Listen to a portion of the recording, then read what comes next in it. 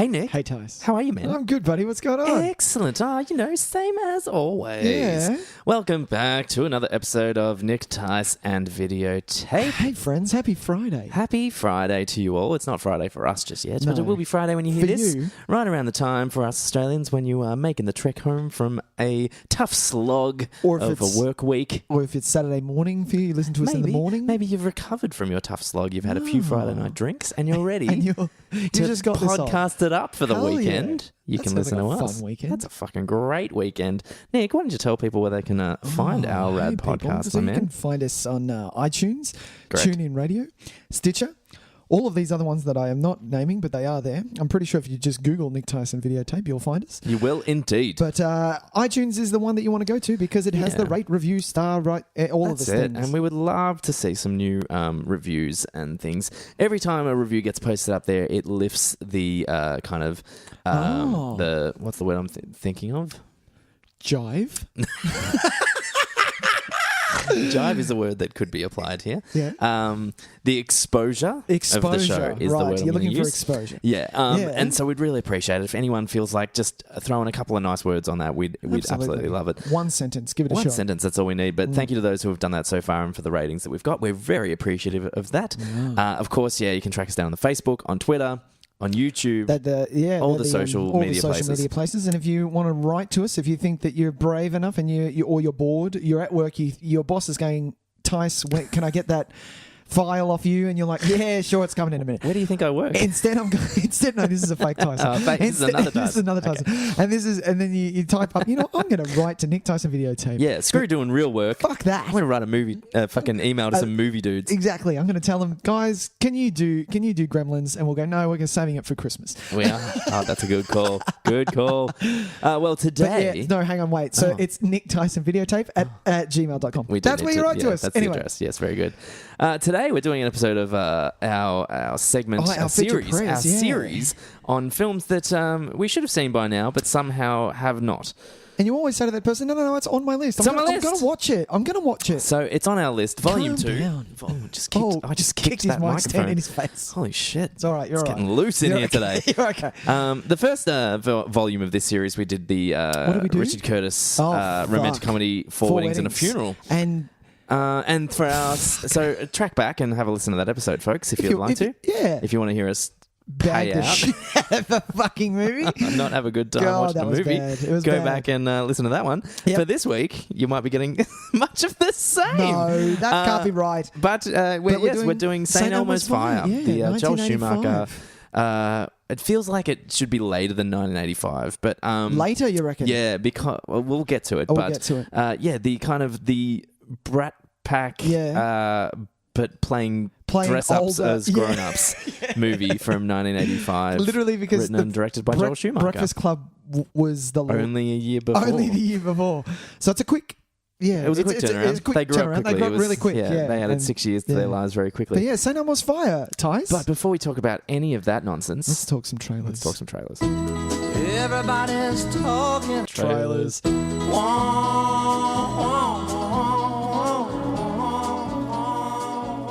So this week, Yes, kind of light on week again, Nicholas. that's true. Well, I've had a slight request from someone, You had a Tyson, request, because did because we talked about the dropping of Molly's game. We didn't actually talk Molly's game. Oh shit! So, Okay, well we should probably talk Molly's game. I've had some asks. Can we actually talk about it? Yeah, some asks. Why Yeah. not? So, So what did you think, Tys? it's not a bad trailer by any stretch. Okay. I think it sets the tone really well for what they're going for, which is this is Sorkin kind of doing what He does Scorsese best. was the kind of king of, I think, for a Okay. little while. This feels like the rags to riches to rags again movie. Oh, okay. That he was the king of, the Yeah. the Goodfellas, the Casino, Wolf of Wall Street to an extent as well. Yeah. Where it's the building up from nothing, it's the excesses of success Yep. that become too much to handle, and then the downfall And then at the the end. downfall. And look, they make really entertaining films, don't you? Like Some do. There aren't a lot that don't though. Like even the bad versions of those films, like let's say something like, for some reason the only thing I can think of is 21, that fucking card counting game. That was some whitewashing right there. Yeah. Yes. But, I do agree with you. You watch a movie like that, and it's not...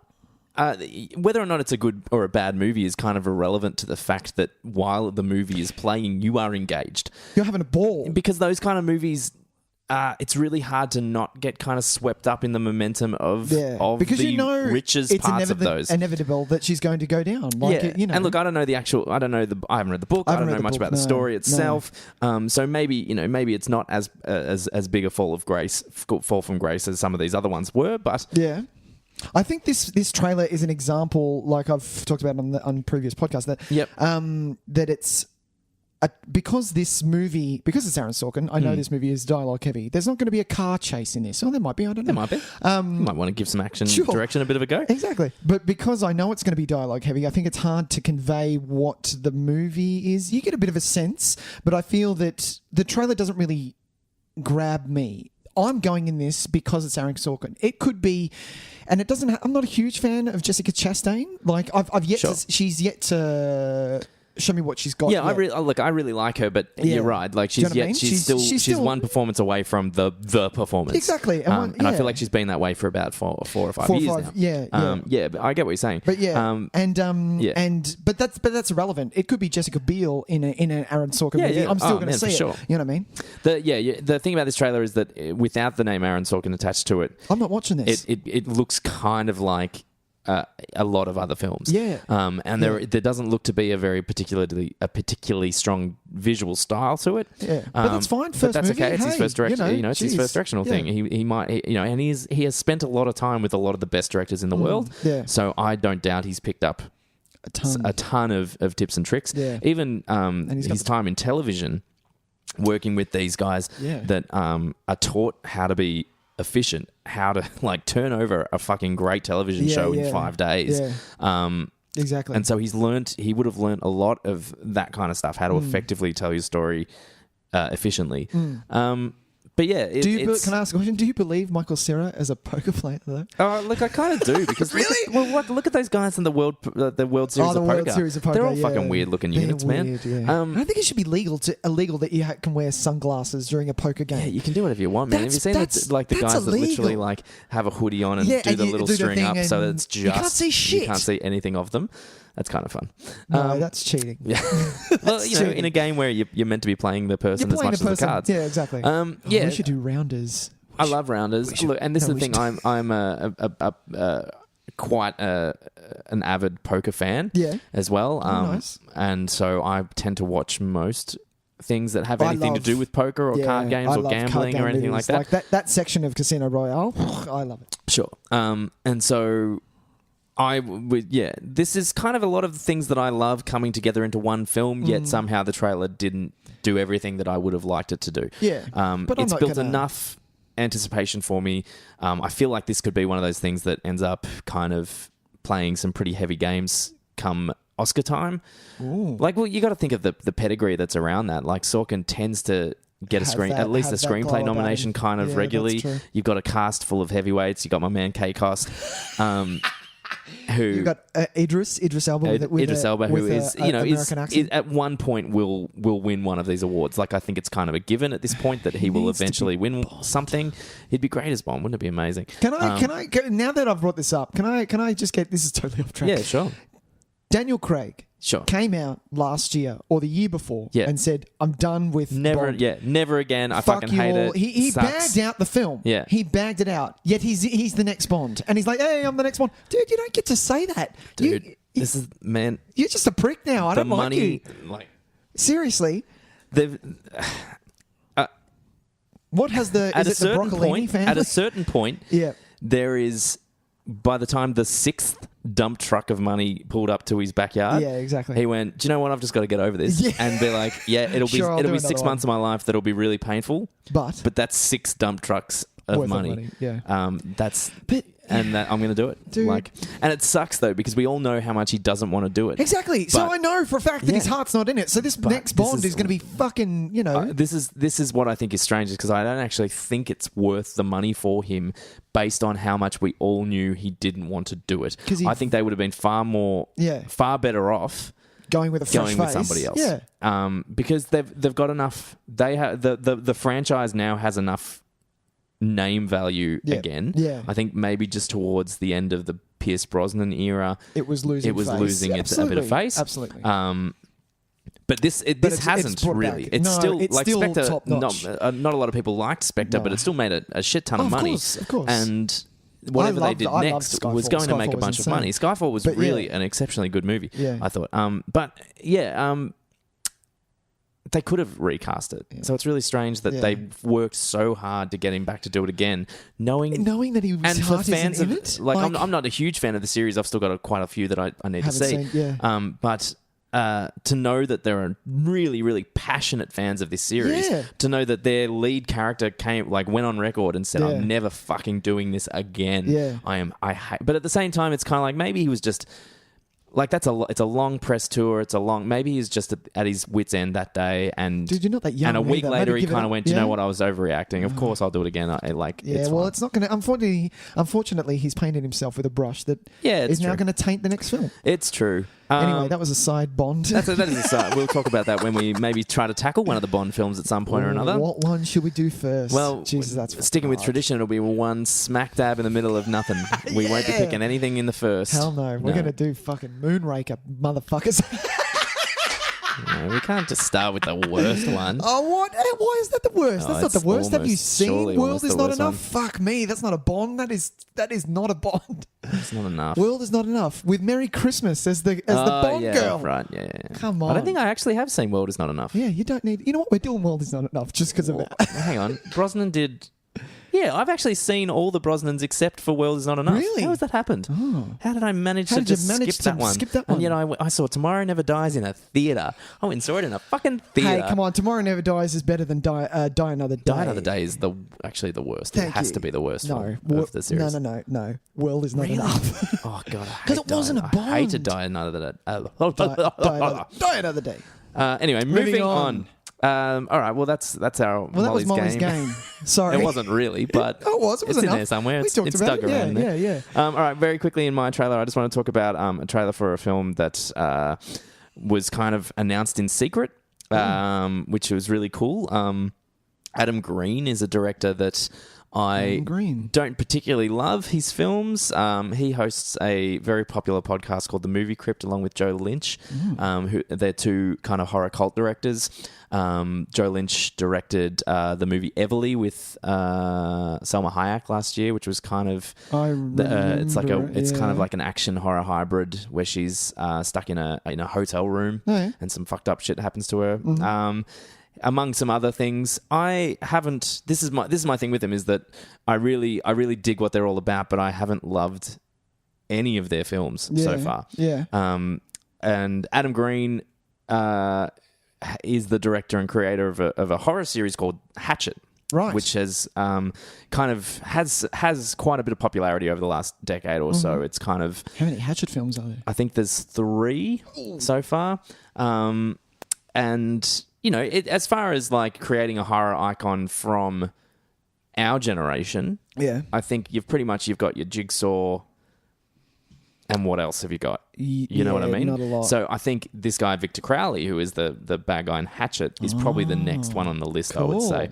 Anyway, so there was a screening of the first Hatchet organised. It was like a special screening, and Adam Green was there, and he was going to do a Q&A and everything, blah, blah, blah, blah, blah. When he got there, he announced to the crowd that you're not actually going to be seeing Hatchet 1, you're going to be seeing Hatchet 4, which until now no one knew was being produced. Okay. And he showed it to this audience, and the trailer just landed like the day after as well. Hatchet 4. Hatchet 4. Nice. Which I believe is just going to be called Victor Crowley. Who is the bad guy. Played by Kane Hodder. He's played him in all the 3 films so far. Kane Hodder is spent a lot of time playing Jason. He's probably the most famous of the Jason actors. And he's a stuntman, a classic in the horror kind of community. Man. Everyone knows him, loves him. He's done stunts and stunt coordination. Awesome. He's great. He's a really lovely guy as well. He seems really sweet. He's really warm and really big, gentle giant kind of guy.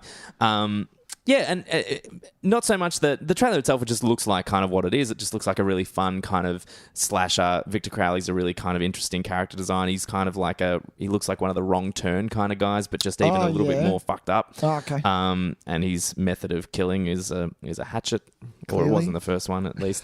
And they go for kind of like there's a bit of tongue-in-cheek vibe to it. Comedy, so it's not comedy. That's funny parts in but there are funny parts to it, and there's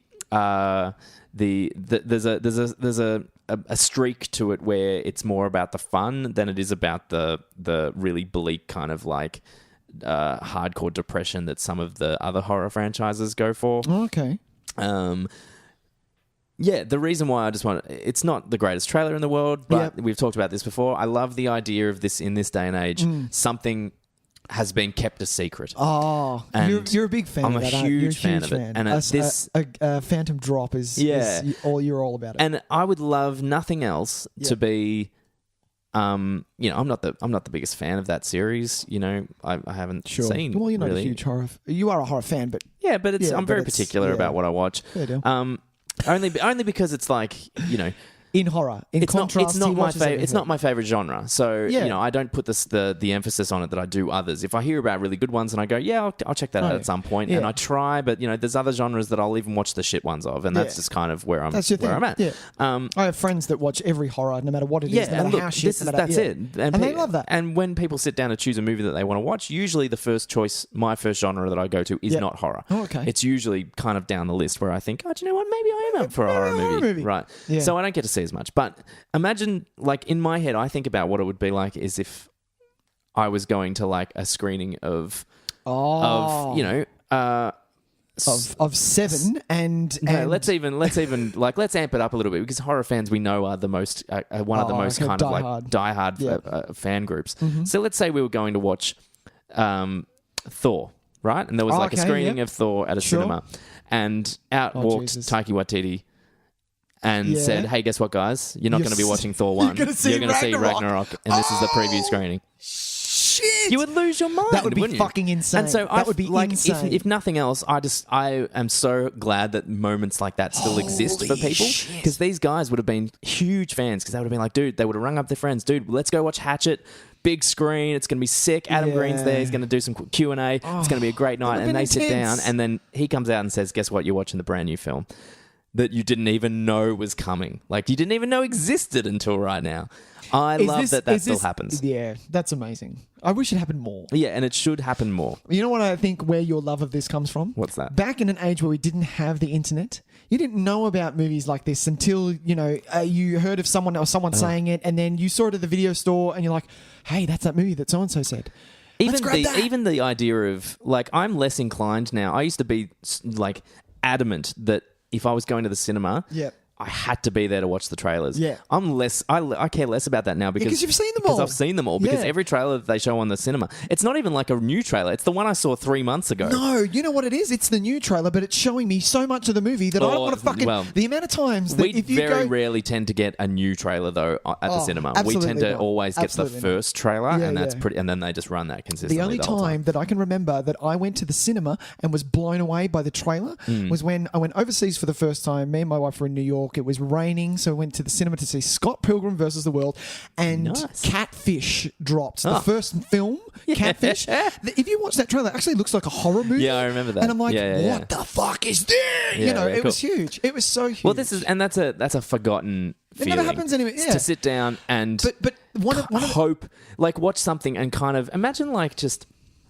for comic book people like us to go in and, like, just sit down to see some other random movie, and then it turns out, and you're like, hang on, is this a new Batman movie? And, like, you see little snippets of stuff, and then all of a sudden you see the cowl and the ears, and and you awesome. like that feeling. You can't get that anymore, unfortunately, because you know what you're about to watch every time you watch it. Yeah. So if I'm going to see this happens to me regularly, unfortunately. If I'm going to see a movie and let's say Civil War, let's say this is going to happen to me. So say I go to see, because Black Panther is bought before Infinity Wars, right? Yeah. But the Infinity Wars trailer may have come out or something like that. We'll have seen it by Thor comes out in November. Let's So say if I'm seeing Black Panther or Thor, Sure. And the Infinity trailer comes out, but it's trailer 3, not trailer 1. Right. I block my ears and close my eyes and lay my head down, and I don't want to listen and I don't want to hear it because I'm going to see something that's going to spoil it for me. The amount of times I've done that, my wife, she's like, "Yeah, Nick has to do." We'll go with a group of friends, and that's great though, because that's I can't. It takes a lot. It's going to ruin it. Yeah. It's going to ruin it. I don't have the patience for that. Is the patience temperament? I don't have the willpower for that. Willpower. Yeah, I've got good willpower. Yeah, I tend to if a new trailer drops, and like if I'll make the choice sometimes, I'll do it. but like usually it's when I haven't seen what I want to see from a movie yet. Like in terms of if the trailers haven't done what I wanted to do yet, I'll keep watching them. No. One trailer each movie, bang, that's it, done. Hey man, I like your style. Yeah. If only the world. If only the world listened. Anyway, so yeah, I just wanted to mention that, and that's nice. Cool. Whatever you think of his films, like I've seen a couple of his films that I don't love. Adam Green. Some you might have seen Frozen, a horror movie where they're stuck on a ski lift. Oh, I thought you were going to say yes, no, the Disney classic Frozen.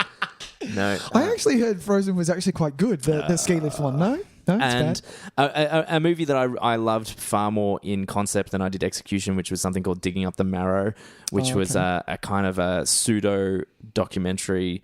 It was a fictional documentary. Yeah. If I say it that way. So nice one. he wrote and directed it, but it was starring a fictional version of himself. Oh, nice. Who was tracking down this guy who apparently had seen and caught monsters. Yeah.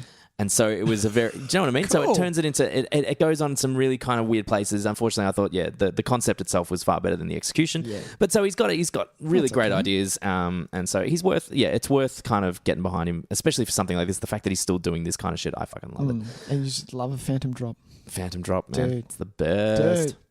That'll do it. That'll do it. What did we watch this week, Nick? So because of last week when we talked about WALL-E and we talked about and that continued on from Shrek, sure. And you said that Shrek doesn't stand up anymore. Right. Nick went home and watched Shrek. You watched Shrek? Holy shit! Oh my god! Somebody once told me. Fuck me, it was crap. Jesus. No, not only that. Like, because Sam, when Shrek came out, she was kind of in that age where you don't really watch. You don't sort after kids movies or things like that. Pixar hadn't really hit yet. It was still 2001 when Shrek came out. Pixar was still. It was there. I think they were just the Toy Stories days. Yeah, they hadn't really. Oh, and Bugs Life, so they haven't really hit the hadn't skyrocketed yet. But geez, the animation in Shrek, Tys, just because Toy Story 1 was 1995, Shrek was 2001. Shrek looks bad. It looks really bad. It looks like a PlayStation 1 video game. Right. That bad. Like, Jesus. It's been a really long time since I've watched it. Yeah. And only because... sorry. No, that's all right. I'm just... Because of the last time I watched it, I realised this is no longer for me. Yeah. But But 2 was good. 2 was good. Yeah, but I've only seen 2 the one time, and I really loved it. Yeah. So watch another time. Just make sure that it's a film. I want to ruin that. Yeah. I don't want to ruin those moments. But watching 1, I was like, there's nothing funny in this. I haven't laughed yet. I haven't laughed out loud. I don't know who that movie is for anymore. This is the problem. It's for very, very small children. Who won't get the references anyway. No. Like, because there weren't that many. No, I know what you're talking about. There weren't that many references. Oh, okay, that's but right. It's in 2 that the references are dated. Like there's a above. He goes back to her Princess Fiona's bedroom as a child, and there's a poster of Prince Justin, as in Justin Timberlake, above her bed, and who then at the time he's in the third one as well, isn't he? Yeah, but at the time, Cameron Diaz was dating Justin Timberlake, so that's really, really dated. Yeah. Anyway, I watched Shrek, Tys. Well, that's interesting. I'd be interested to watch it again. What amazes me about this film, it was Oscar nominated for Best Original Screenplay. Is it original? It might have been adapted, actually. That can't be right. Really? Yeah. That can't be right. No, I don't believe it won for Best Animated Feature as well. No. So it was nominated for Best Adapted Screenplay. That just like that kind of blows my mind, considering it is not. Considering it's kind of cringeworthy. I don't think from the last time I watched it. Like pretty much all the gags are like, ugh, and pretty much the entirety of Mike Myers' performance is like, ugh, he's like doing a bad. It's like he's fat bastard impersonation. He's doing fat bastard again, but as a Shrek. But just letting him kind of riff, like some of the worst moments of the Austin Powers movies. Well, the major gripe that I had when Shrek came out is that I read somewhere that they had filmed completely with, and I'm a massive Chris Farley fan. Yeah, Chris Farley as Shrek, yeah, of course, and it didn't work. And they played the movie. He passed away around the time, didn't he? No, he'd finished it. He'd done it. And he passed away after. Right. And then they changed. They're like, you know what? We're going to get in Mike Myers and let him do his fat bastard, and that'll be funnier. A white guy doing a Scottish accent. Not a white guy doing an American guy doing a Scottish accent. Possibly the whitest continent in the world, Scotland. But yeah, it was funny. Okay, I like John Lithgow. Yeah, me too. He's a very funny guy. I love John Lithgow. He's so good. I miss John Lithgow doing like broad comedy. Yeah. What is John Lithgow doing now?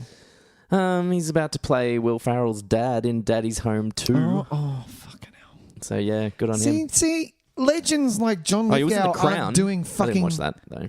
Aren't doing, why isn't he doing amazing movies anymore? Oh, he was in Interstellar. Okay, moving on. I don't recall him having a huge impact on Interstellar. I remember he was great in not to bring it back to Rise of the Planet of the Apes, but he was in Rise of the Planet of the Apes. He was really good in that. Really good part. That's kind of the catalyst for it all. What did you watch this week, Tys? Yeah. Moving on from Shrek. Well, speaking of how I don't usually want to watch horror movies, I'm thinking like maybe I'm going to start warming up, man, because we're a month away from October. We are, and I have barely watched a horror movie, so I want to kind of warm up. I want to start getting into the vibe. Yeah. I watched a movie from last year that apparently that a lot of people kind of ranked horror people. Ranked pretty highly in their tops of the year for horror films. It was a movie called The Autopsy of Jane Doe. Oh, okay. Which rolled up on Netflix not too long ago. It's a really interesting kind of concept. It's about two mortician workers. Mortician is the person. Mortuary workers. Yep. A father and son, played by Brian Cox and Emil Hirsch. And what happens is there is a kind of grisly murder that takes place in their town. And in the basement, the police find a young girl buried. But she doesn't seem to have a mark on her. And no identification, nothing. Okay. So they take her to the morgue where these two are working and say, we need to find out what's going on with this person by morning because I need to tell people what's happening. By morning? Okay, yep. Yeah. And as the two of them examine the body, things start to get really fucking weird, basically. So it's kind of like a detective story based around, because the clues to the what actually happened or to who she is are revealed kind of incrementally as they perform the autopsy. Oh, nice. Yeah? Oh, nice. So you know nothing about her, and then suddenly they find, that her wrists have been broken, and then they find that her tongue is missing, and then there's certain things perhaps inside her body that aren't meant to be there. Right. And so, and it goes from there, and it goes places. I'd say it's quite short. Okay. It was only probably 85 minutes or so. Oh, yeah. It felt a lot longer, to be honest. Which...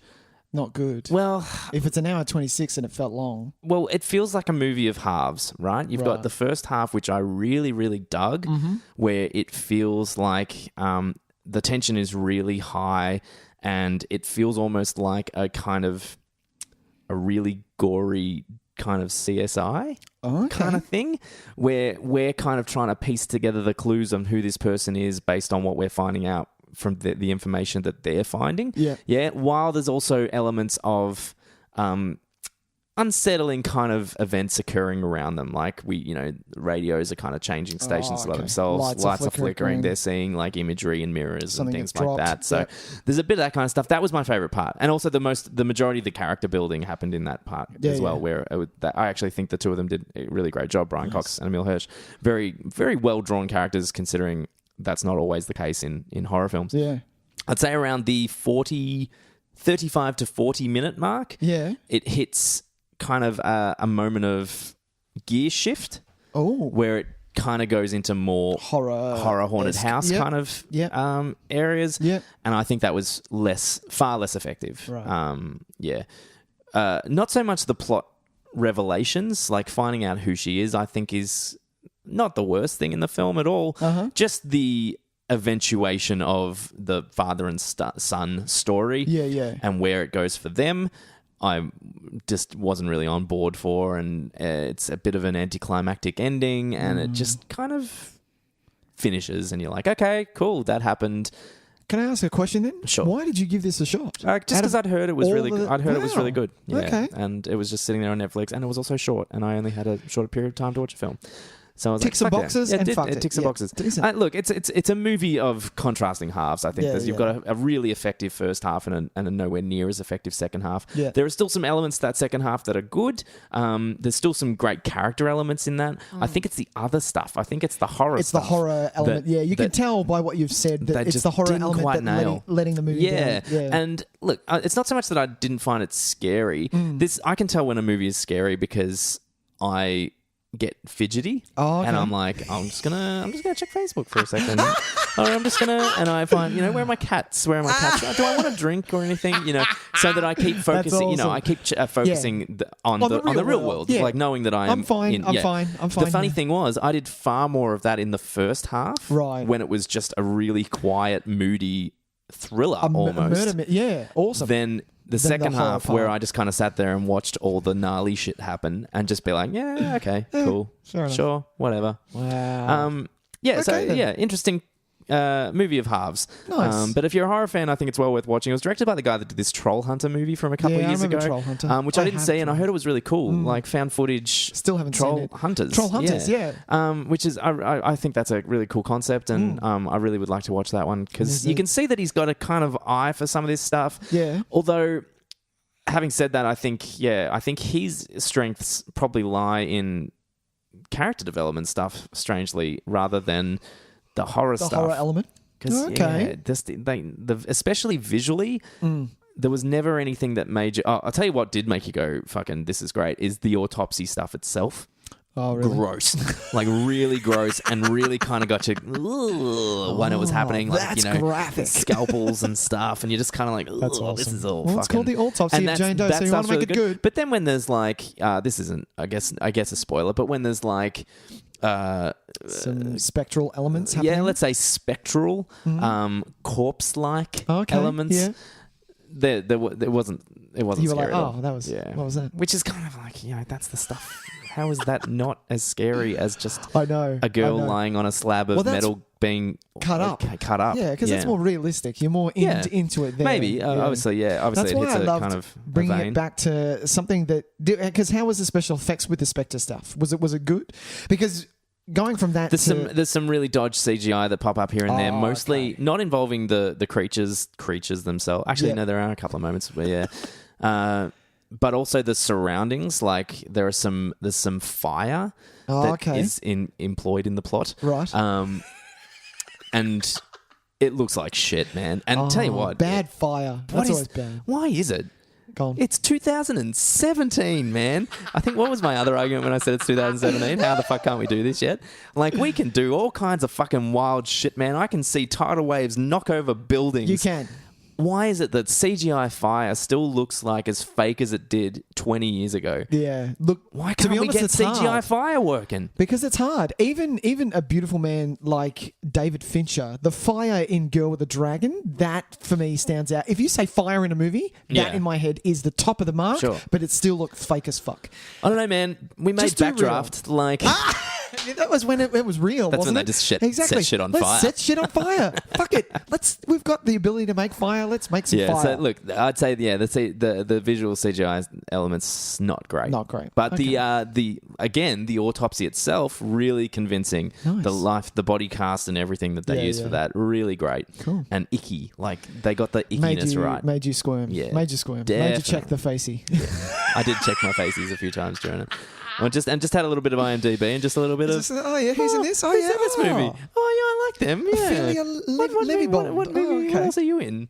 That's hilarious. Etc. Etc. But yeah, give it a watch if you're a horror fan. I think there's definitely worse things you can spend an hour and a half on Netflix. It's true. You could watch Shrek. Fuck me. Fucking Jesus. Well, what a waste of fucking time. Well, they made 4 of those fucking things and like a random like Christmas straight to DVD movie. Oh, and then Puss in Boots has done like Puss in 3 Boots is not films? a good movie. No, I don't think it's. I think it's only done the one movie, but it's done like straight to DVDs and a TV series. It doesn't matter. Antonio Banderas is raking it in from Puss in Boots. I thought I would love that movie. It. I did not love that movie. That's okay.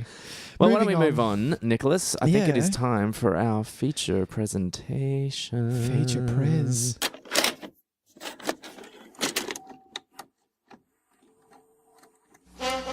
And now for our feature presentation.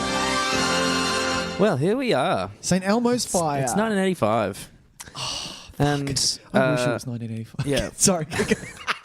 I was 3 years old. So was I. I had my life ahead of me. Yeah. Joel Schumacher. How are we doing another Joel Schumacher movie? That's not 3, is it? It's only 2. What? Surely we haven't done. This is only the second Joel Schumacher, isn't it? Lost Boys? Yeah. I'm really hoping. That's it. Yeah, no, good. Because he can't. We're not Joel Schumacher It can't fans. be the first. He can't be the first guy that we get the 3 We're not movies massive with. Joel Schumacher fans. No, well, we do like him. I do like He's him. not bad. Yeah. Phone Booth was actually really good. It was a fun movie. Yeah. Lost Boys is kind of up there as like one of my all-time faves. Insane classics. Yeah. So I guess I have to kind of say, look, Yeah. good on Joel Unfortunately, Schumacher. he is responsible for Batman and Robin.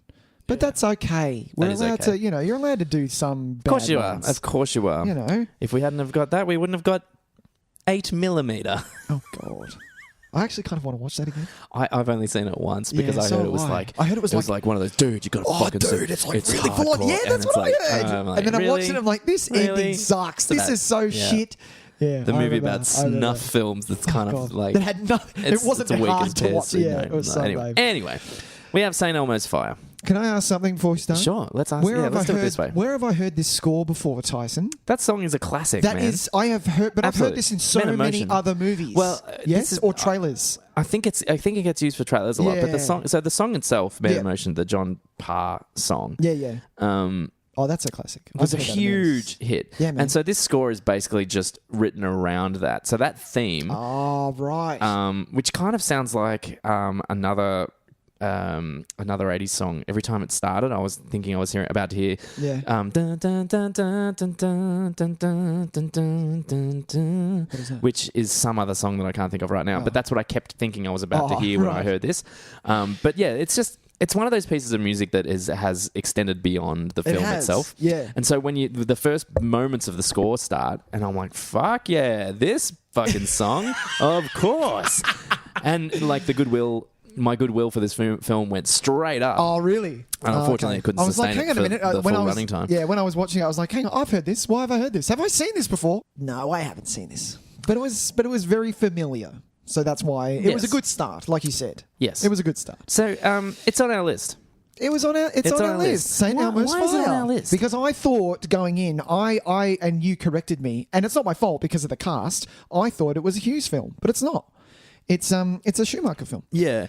Look, I think it obviously but it's in that category. Exploited the popularity of these people. Yeah. It took, each one of these actors had huge clout around them based on their involvement in a John Hughes film. I don't think any of them had not. Everyone Maybe else. Demi Moore. Demi Moore hadn't. No, this was her. I believe this was her. What about Rob Lowe? Had Rob Lowe been in a John Hughes film? No, but he had cred. Didn't he have cred from The Outsiders? Well, he's got a heap of 80s teen heartthrob cred. Yeah. Youngblood. Yeah, but is he in Red Dawn?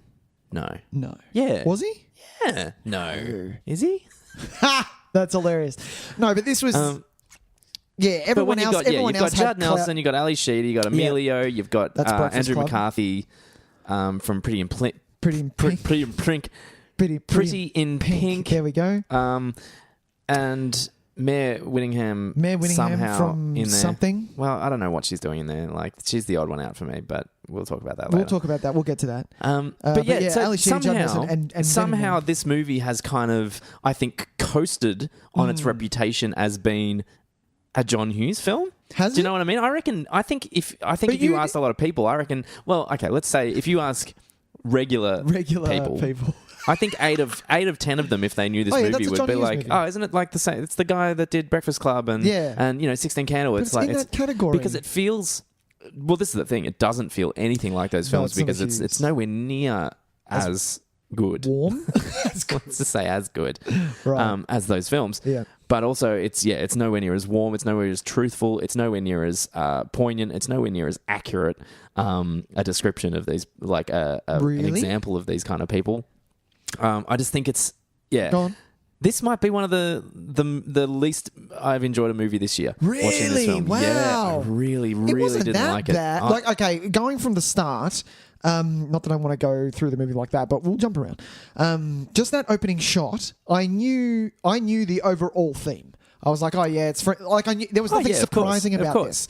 Oh yeah, it's friends going through life, but sticking together. The theme song and the shot of the college graduates walking through in black and white, and I was like. I had a bit of goodwill and a bit of warmth, and I was ready to go with it. But that first half an hour was a slog. Like you didn't. I was like, "What's going on? Well, why is this going too fast?" Look, there's not a lot of plot, really. It's that's what it was. There's not even in the movie on a whole. It's really just a character. It's a character development piece. Yeah. It's putting these 7 people who are straight out of college into the real world and just seeing how they react to that. Yeah. And it was quite a fast, like that first, and this is what I felt for the first 45 minutes, was that it felt as though I was watching season 3 of a TV series and I hadn't seen season 1 and 2. Yeah, no, fair call. Yeah, I'll pay that. And I didn't get my previously on St. Elmo's Fire. I didn't get that, so I'm lost. I don't know, and so I'm like, look, I'm clutching at straws. I don't know what's going on. And also because we were given character relationships that I didn't feel like were actually there.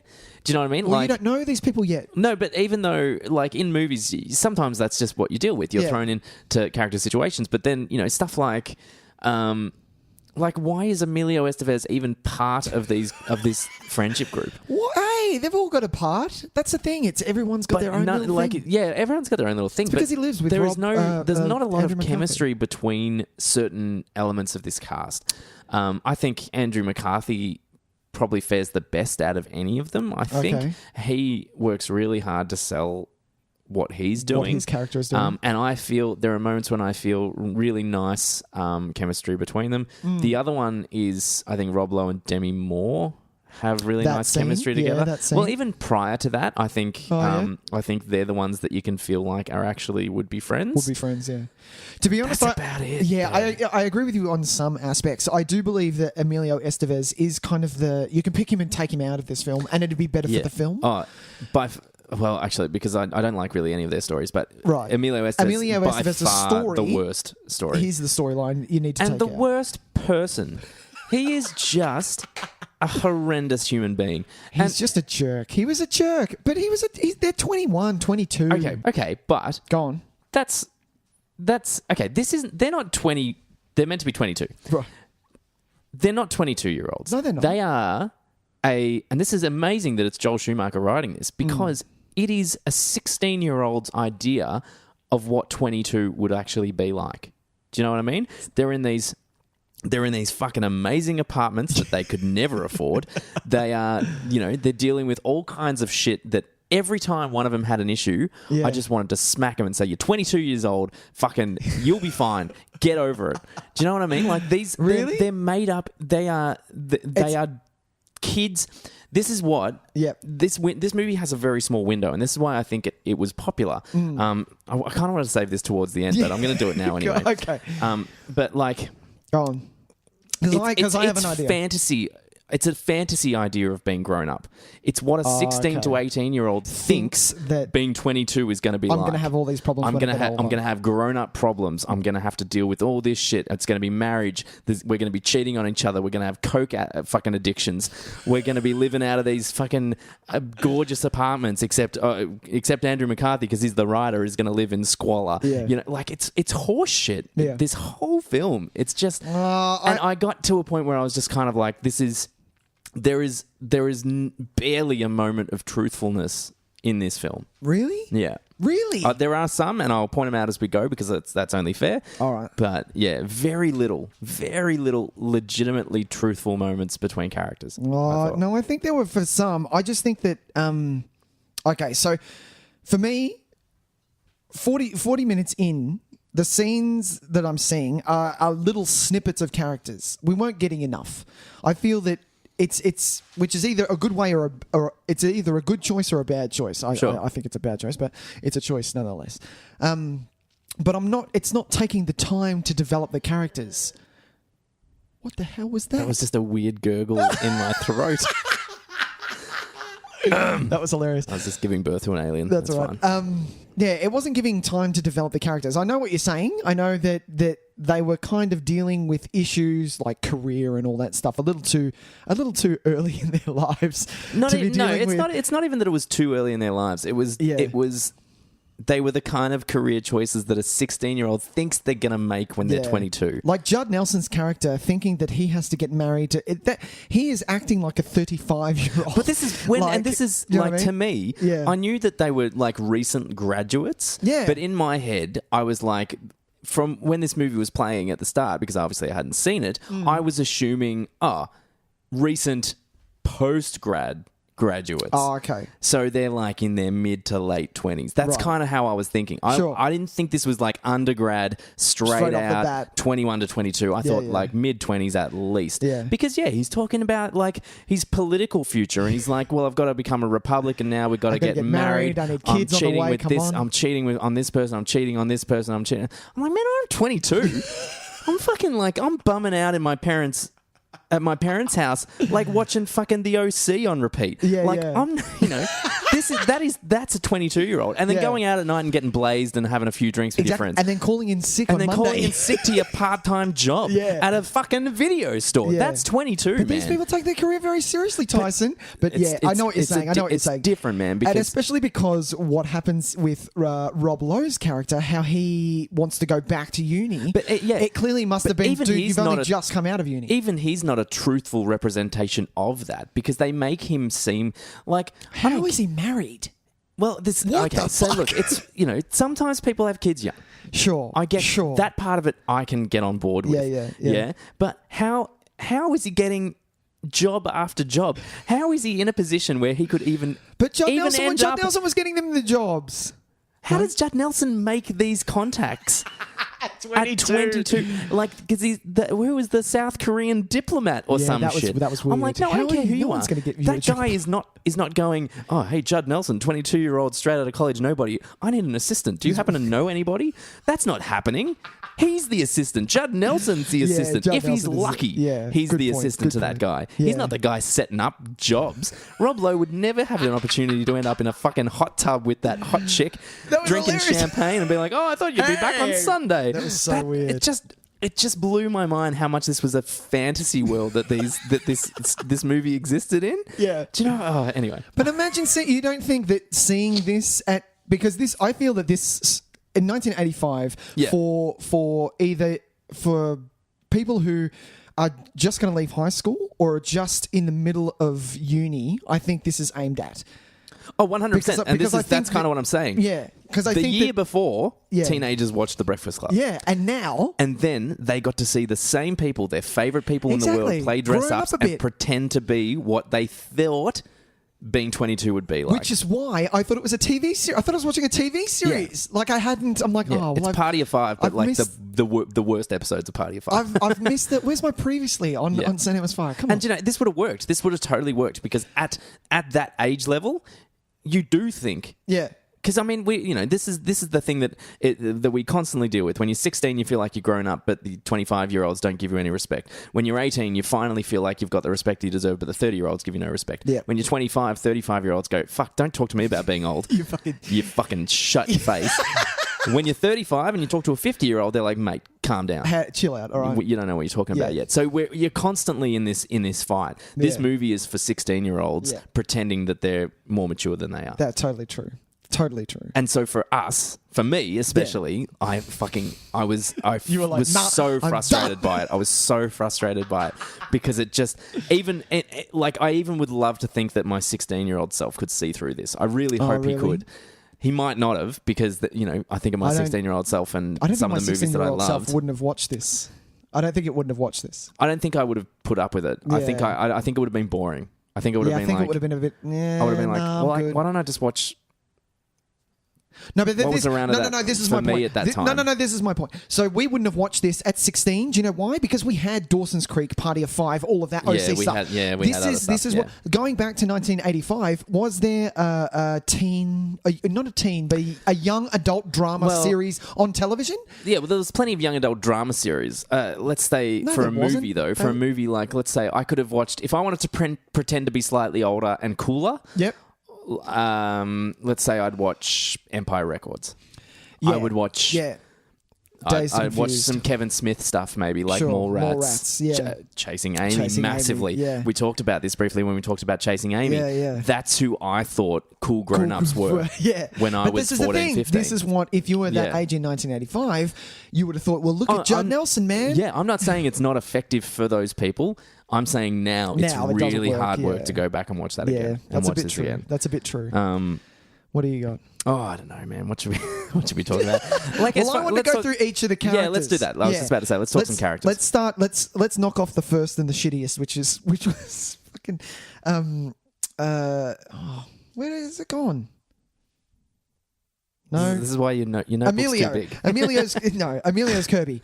He just doesn't Kirby. work. Oh, just doesn't work. Do you know, he doesn't work one bit because they try to make him a sympathetic character, and there's not a person on earth that doesn't think he's got some really serious relationship issues. Like he's got some real serious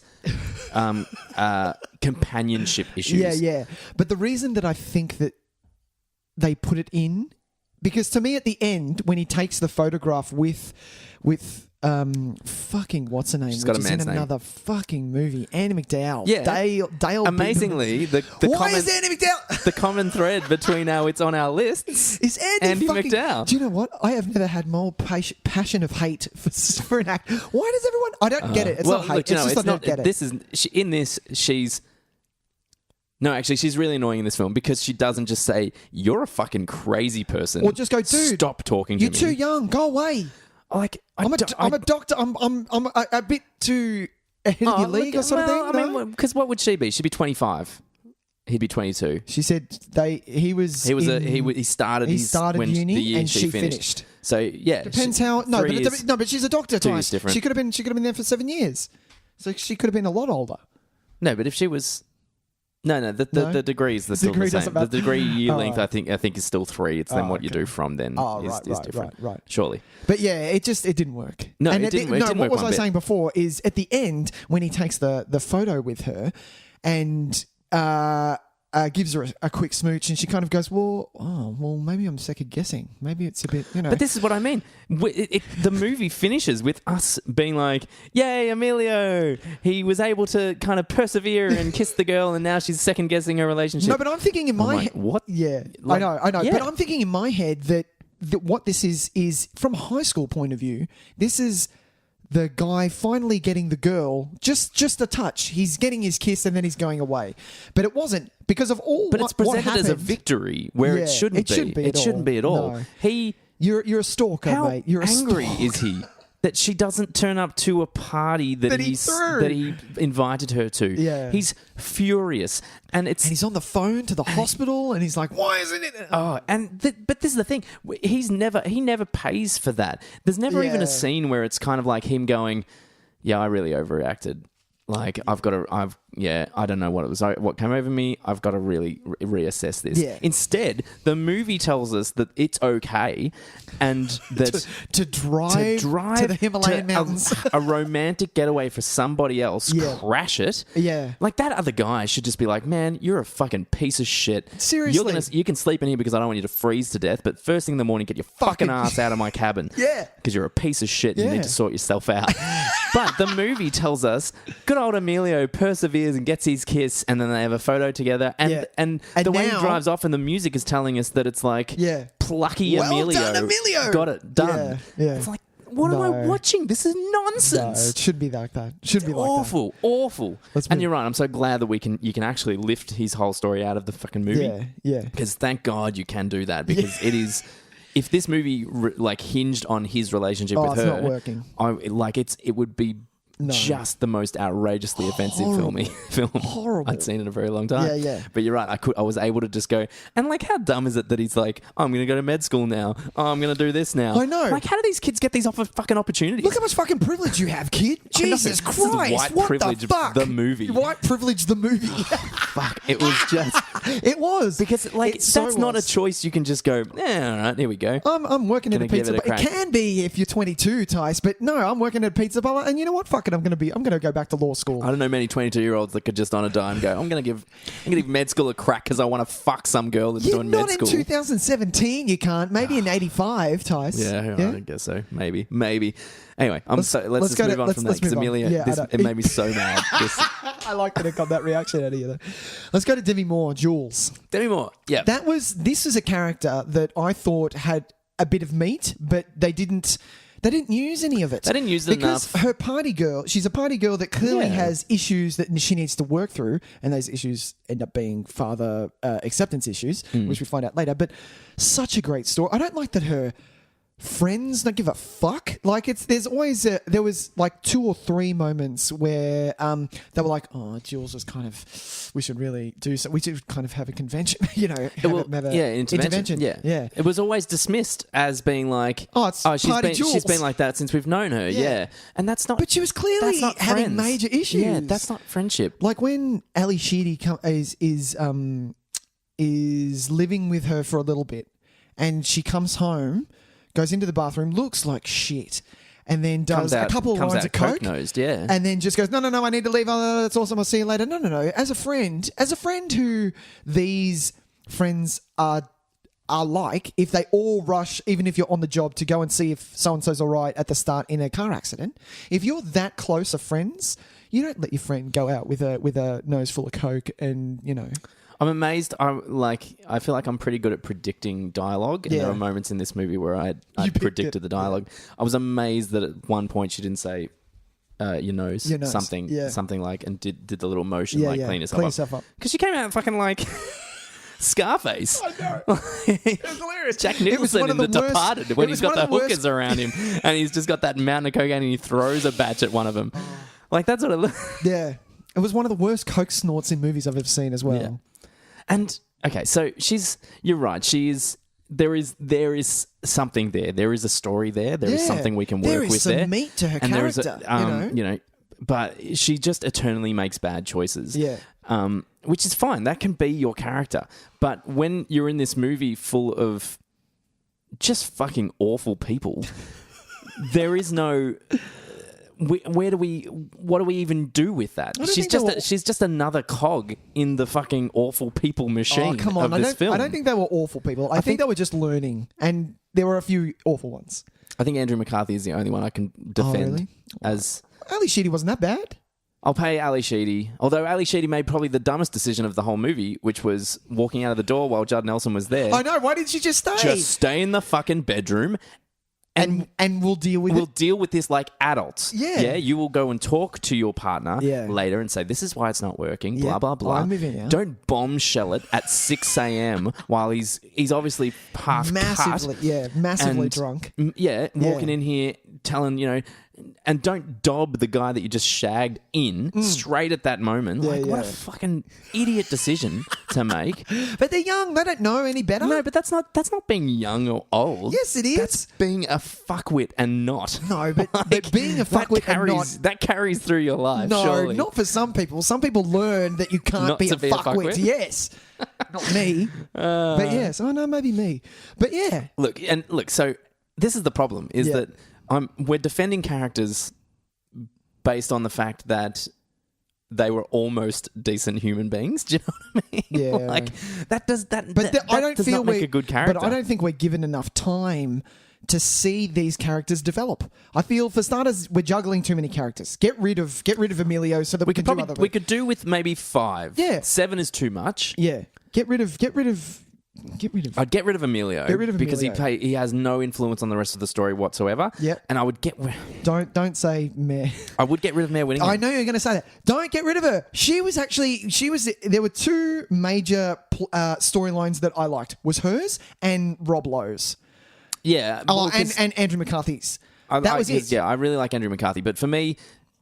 would have worked best is the Andrew McCarthy, Rob Lowe, Judd Nelson kind of their relationship off each other because they are three very different guys who are obviously very close friends who have very different views of the world. Yep. Ali Sheedy and Demi Moore. That's all I needed in this film.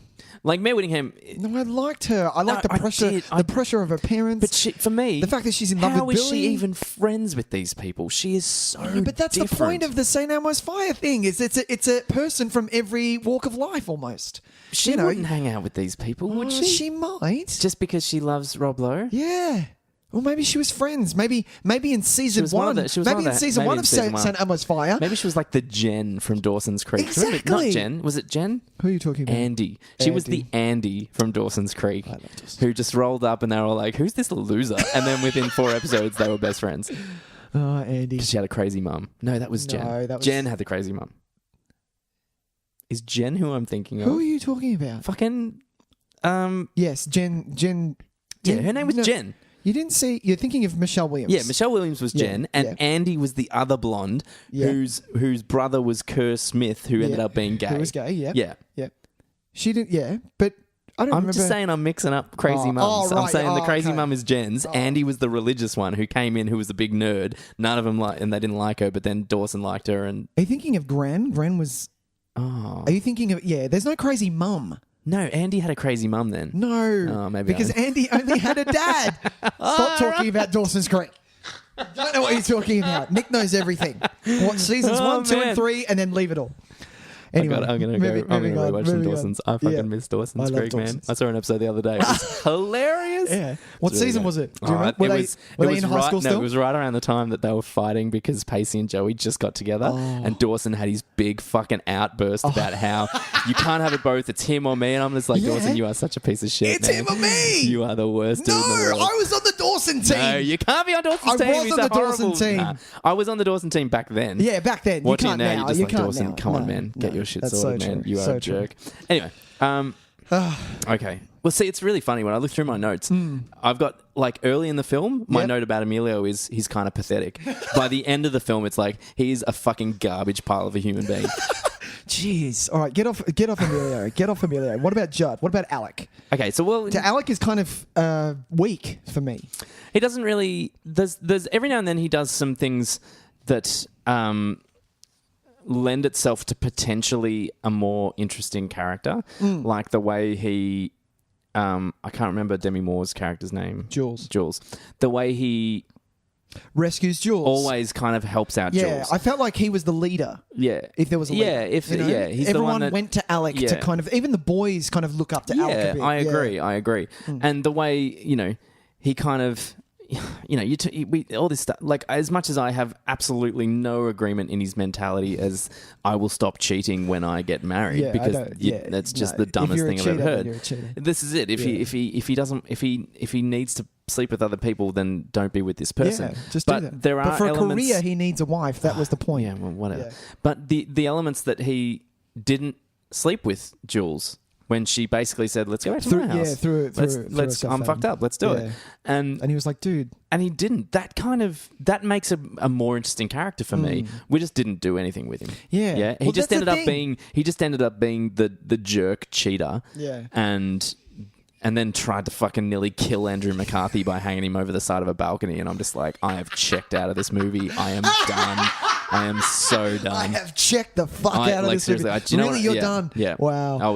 I checked out. I tell you when I did check out, when they showed the shot of Demi Moore like panic shaking while the blinds were all fluttering. And I was like, nah, done. No, that was Joel Schumacher over Joel Schumacher. Yeah. Joel, you need to calm down a bit because in the same shot when the car rolls up, there was a shitload of smoke coming up. I'm like, Joel, we don't need that. What are you doing? And I love that it was probably 2 minutes it took them to go get Rob Lowe and bring the car back around. Not even 2 minutes. No, man. Anyway, but this is like, so Judd Nelson is actually a complicated character that they just don't do anything with. And complicated in a realistic way. Like people, this is... For a 22-year-old, maybe not, because maybe it's the 22-year-old's idea of this. Yeah. But someone, yes, with political ambitions, with with lofty kind of business ambitions, knowing full well that a family man is more hireable in those circumstances, who is also unable to control his need to fuck a bunch of other chicks. There's obviously a much nicer word for that, or a much more educated word for that. There you go. There we go. But who is also who separate from that is able to say no to a very attractive girl throwing herself at him because he values her friendship.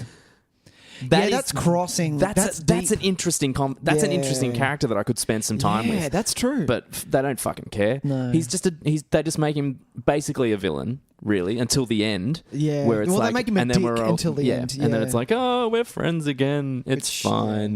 No. And I'm like, no. Like, you. I didn't want this. I didn't want that ending. I wanted. Do you remember when it was, and I think it was Andrew McCarthy and was it Andrew McCarthy and Rob Lowe?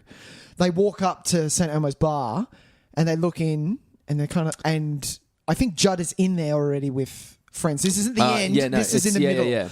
And I thought it would be friends forever. That's when I was like, okay, friends grow apart. Yeah. You can't, and that's the ending I wanted. I wanted friends to grow apart. That is the movie that would understand how characters work.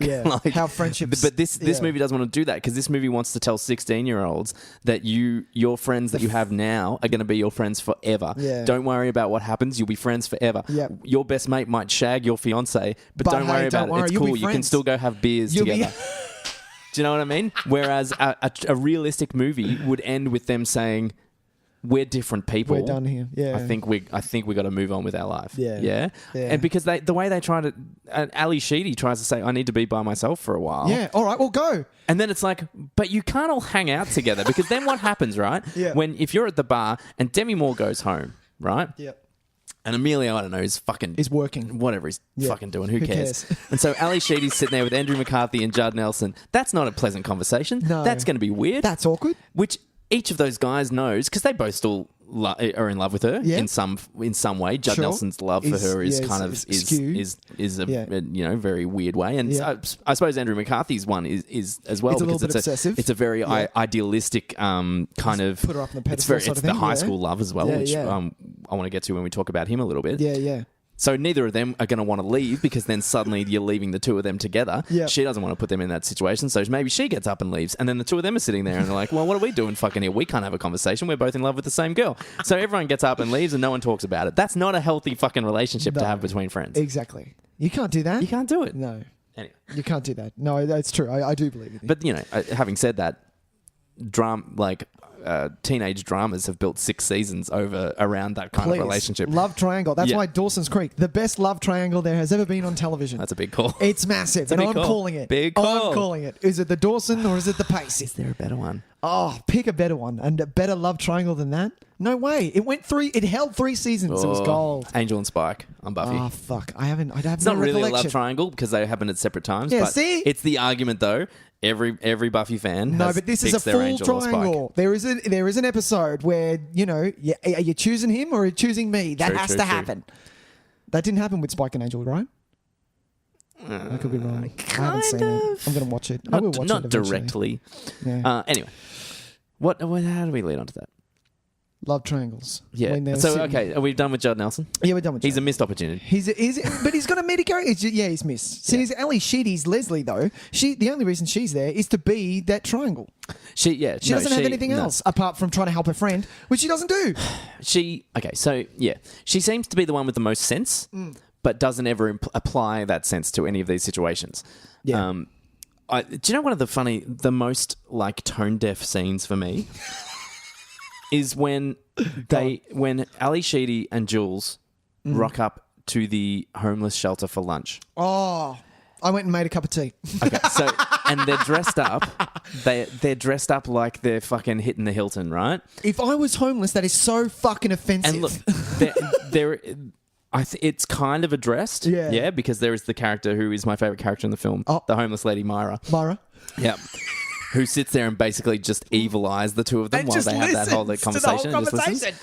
But for me, I can't believe that at no point is it really addressed and Myra doesn't just say, like I said this, I can't believe this movie would have won so much more points if Myra had to turn around at some point and just said, "You two are fucking pieces of work," like, and just some kind of really like actual acknowledgement of it. Yeah, because you do something like you do realize that once you get a little bit older, what you're talking about won't actually matter anymore. Yeah. I do agree with you. Some kind of, and the way Jules walks out and she's like, "Oh, I didn't really want to eat it anyway."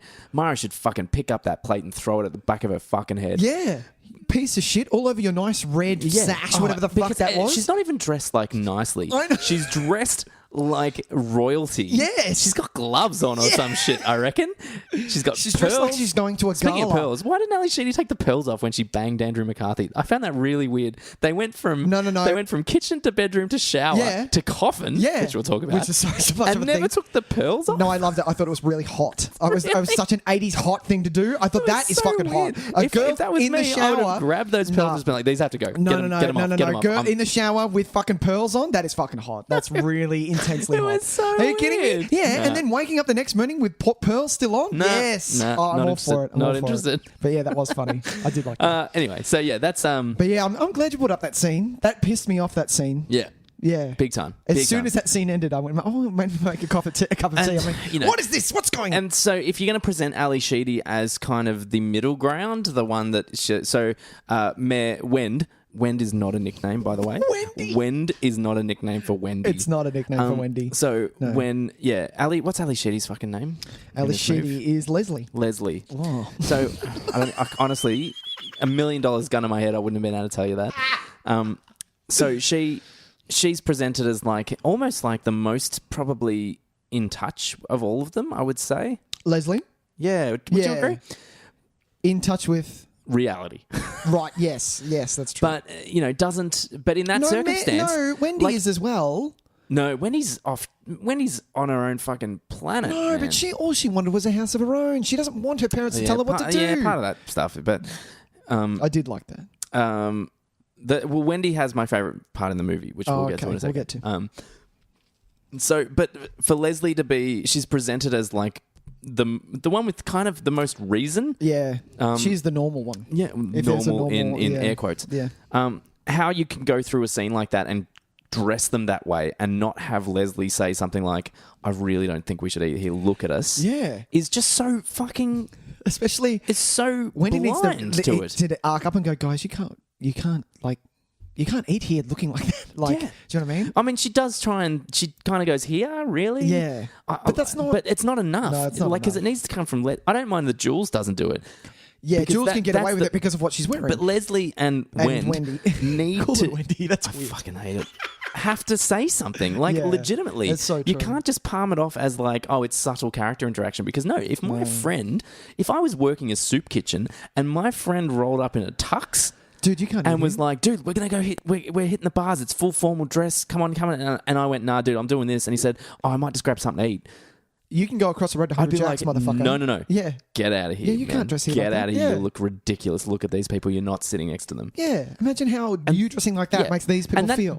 That's not subtle character work. No. That's Blatant. deafness. Yeah. That is deafness to human relationships. Yes. Any kind of human interaction. Yeah.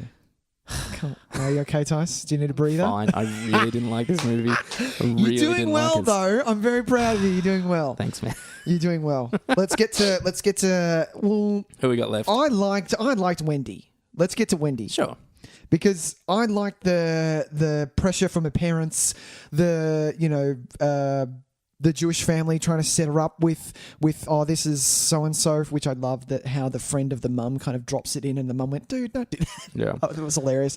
That with the fact that she's still a virgin was a thing, but not really. I kind of liked that a little bit. Yeah, they called back to it too many times. Yeah, it was once too many times. Way too many. Yeah. And that one at the end killed what was a really nice scene for me. Like, Yeah. when he asked her again at the end. I'm like, dude, Yeah, don't you ask. don't need to. Because, yeah. But this is showing the how fact much that- of it. Sorry, you go. How much of a prick Billy is But- on some level. But we're meant to want them to shag on that last night. So that I don't want her to shag. No, because Rob Lowe doesn't seem like he's learnt anything. No. Because they in the story, in air quotes, we're meant to believe that he's learnt something because he's now, he's not drinking as much. He's trying to hold down a steady job, blah, blah, blah, blah, blah. But then he still asks her that, and that's the question that's the question that gives him all the power over her, and that makes it really kind of fucked up. Yeah, it's mean. It's just mean. Fucking mean. Yeah. You don't say that. And for her to sleep with him at that point as well. No, but she was in love with him for so long. That was the point. She wanted her first time to be with him. That's what I got from that. And that's so great, and it would have worked so much better if he just didn't fucking insist on him being like having to position himself as the powerful one, the educated one, the one who's like the experienced one. Anyway, because it did ruin what I thought was the one most truthful moment in the film for me, which was when she says it's the peanut butter and jelly sandwich in the kitchen. Yeah, she finally got her own. She got her independence. A moment of a growth of character growth, but also kind of like really what storytelling should be, using something else to represent something else. Good storytelling. The story is about how she could make a peanut butter jelly sandwich, and it was the best one she'd ever made because it was in her own kitchen. Yep. But what it means for that character is so much more than just the fact she ate a sandwich in her own kitchen. Totally true. So that bit worked. Finally, something worked. And then he asked her. And then he's like, "You still a virgin?" Like this fucking frat boy. And I'm like, God, you can't even let a good moment sit there for like 20 seconds and let me enjoy it. You have to fucking ruin it again. And if he doesn't get a fucking case of that saxophone, I swear to God. Oh, really? What is he doing walking around with that shit on his back? Yeah, that's great. What is it with Joel Schumacher and saxophones? He loves a saxophone. Loves a sax. That song that he plays, right? In the bar. Yeah. I swear to God, I'm like, oh, it's an instrumental band. And then they start singing. And I'm like, well, that is the longest sax solo of all time. Yeah. Who's going to listen to that? I loved it. I was waiting for the lyrics. I'm like, are there lyrics to this song or is this just instrumental? That's I would have bought it if it was an instrumental band. I would have been like, you know what, sax is an in thing. And I'm all for live music, but that woman that is getting the sax played in her ear in the front fucking row. Who thinks it's kind of cute and sexy? If someone did that to me with a sax, I'd pull the sax down off their face and punch them. Oh, you fucking dick. Never. And you know how fucking loud that is, motherfucker? I swear to God, I feel bad for every saxophone player I know because you were born in the wrong decade. Oh, yeah. Sax in the 80s, man. Apparently it was the sexiest instrument you could possibly play. It was. It was a sexy instrument. Bass players of today are sitting there like laughing their asses off because they've now got it made. Seriously, like it blows my mind. Weird. It blows my mind. But Rob Lowe was pretty sexy in this. He was. You know what was funny? Because I'm 2. Oh, you'll love this, Tys. I'm 2 episodes from finishing season 2 of West Wing. Yeah, great. So seeing beautiful Sam Seaborn. I forgot his last name. Sam Seaborn. Go from that to St. Elmo's Fire. I'm like, oh my God, Sam Seaborn is rocking the sax. He's smoking. He's got red hair. About Sam Seaborn though is that he actually gives me the idea that at some point he may have been a little bit wild, a little bit loose. A bit loose. Not to this extent, but you get that kind of idea that him and Josh maybe in their early days, law school days. Totally. They ripped had a good up. time. They ripped it up. Yeah. And that's what makes me like him even more. But yeah. Well, let's get on to Rob Lowe. Because I think that his character was the most fleshed out. It was the deepest. He was a fucking prick. That was basically sexual assault. What he did to Demi. Yeah, absolutely. I love that his character, he didn't know where he was going and he was losing all these jobs and he wanted to party, but he wanted to go back to school. Not only that, he went back to the frat. Yeah. They played football and he asked for a job. Yeah. Like there's some depth to a character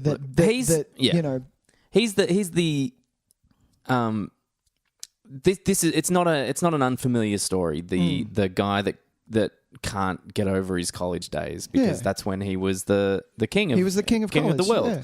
You know what I mean? Like he was the popular guy. He was. It's not able to move forward. Yeah, and look, and I think that's something that a lot of people deal with.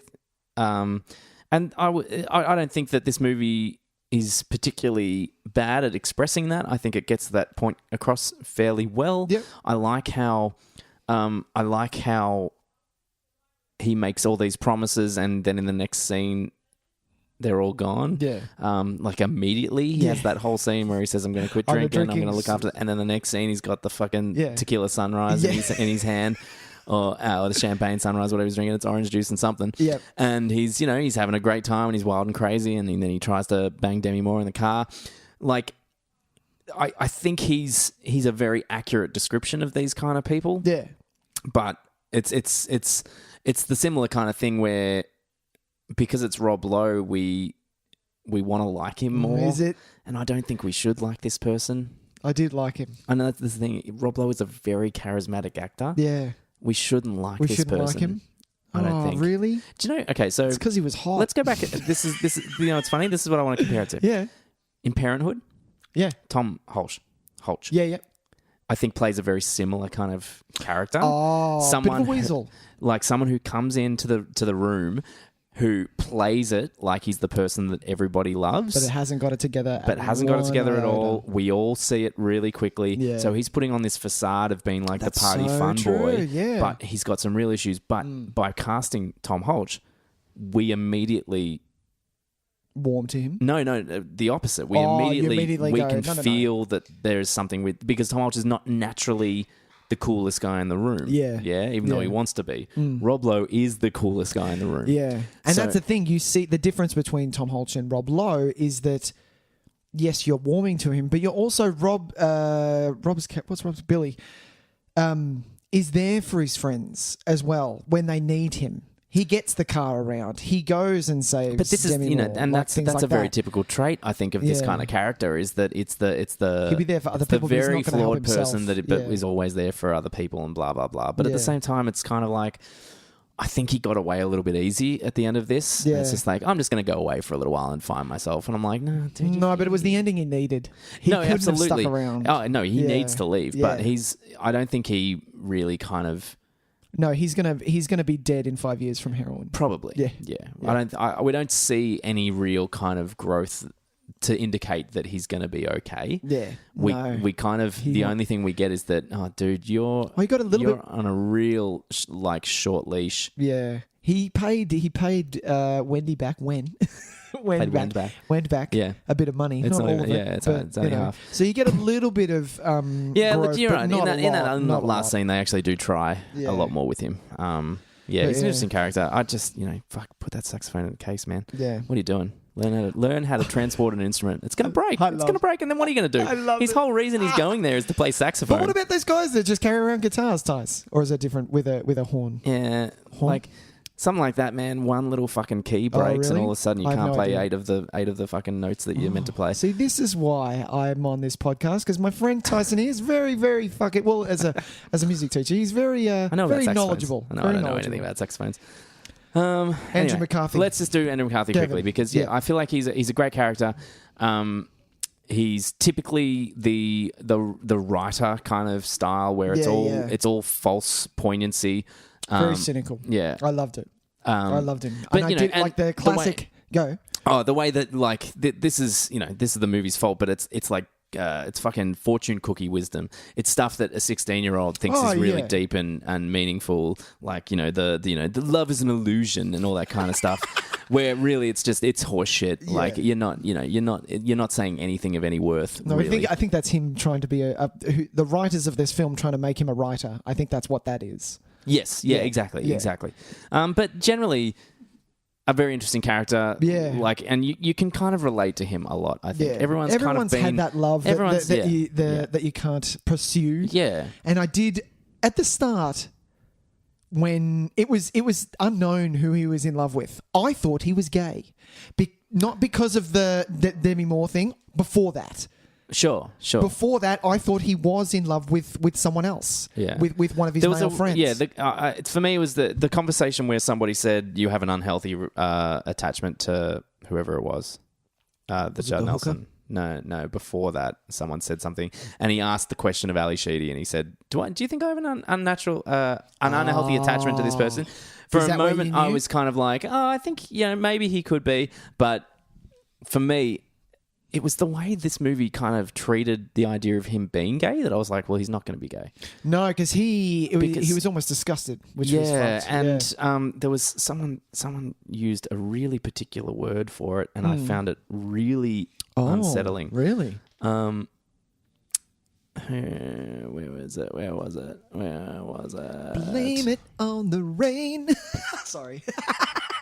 Random. I did love him though. I did want him to be gay. I wanted his character to be in love with a male friend. Because when he has that weird relationship with the prostitute, which has kind of got some interesting parts to it. Yeah. But she says, and he says, "Why did you think I was gay?" And she says, "Because I've never seen you with a girl, and you look real strange." Oh, and I was like, "What? Strange people are gay? What does that mean? Is that what you're saying? What are you trying to say?" Like, I know the prostitute... The problem is, the prostitute character presents herself as a bit of a kind of... She's obviously kind of a bit lightheaded. She's on some drugs and stuff. So, because the way she talks, it's all very, hey, you want to date? Like, it's a bit loose. So, we're not meant to think that she's all there. Yeah. But they present her as kind of... They use her as like a catalyst for him to discover things about himself. Yeah, they use her so as we have to take her seriously. Yeah. Do you know what I mean? Yeah. So when she says something like that, because apparently she's got all this like untapped wisdom. Street wisdom. Street wisdom, man. So when she says something like, "I thought you were gay because you looked real strange." He doesn't look strange though. But what's the movie trying to tell us? That's how you pick a gay person? I don't know. And like, so I found it kind of weird because you're conflicting. You can't say that and then go, "Oh no, it's fine because she's just a coked out prostitute." But no, you're getting then realizations from her. Him have all these really poignant realizations from the conversation he has with her. You can't have it both ways. That's true. All right, fair deal. Yeah. So that's when I was kind of like, well, he's not going to be gay because this movie has a bit of a problem with gay people, I think. Which is weird because Joel Schumacher is totally gay. Yeah. Yeah. But it's the 80s, man. It's a really different kind of perception of it, I think. Man. You can't have Brokeback in 85. No.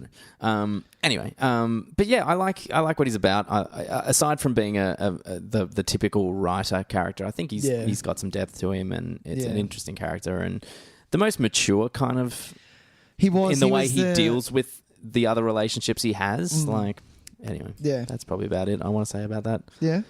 Fair deal. Yeah. Do you know what there needs to be, Tyson? What's that, There man? needs to be more verbal fights in movies over LPs.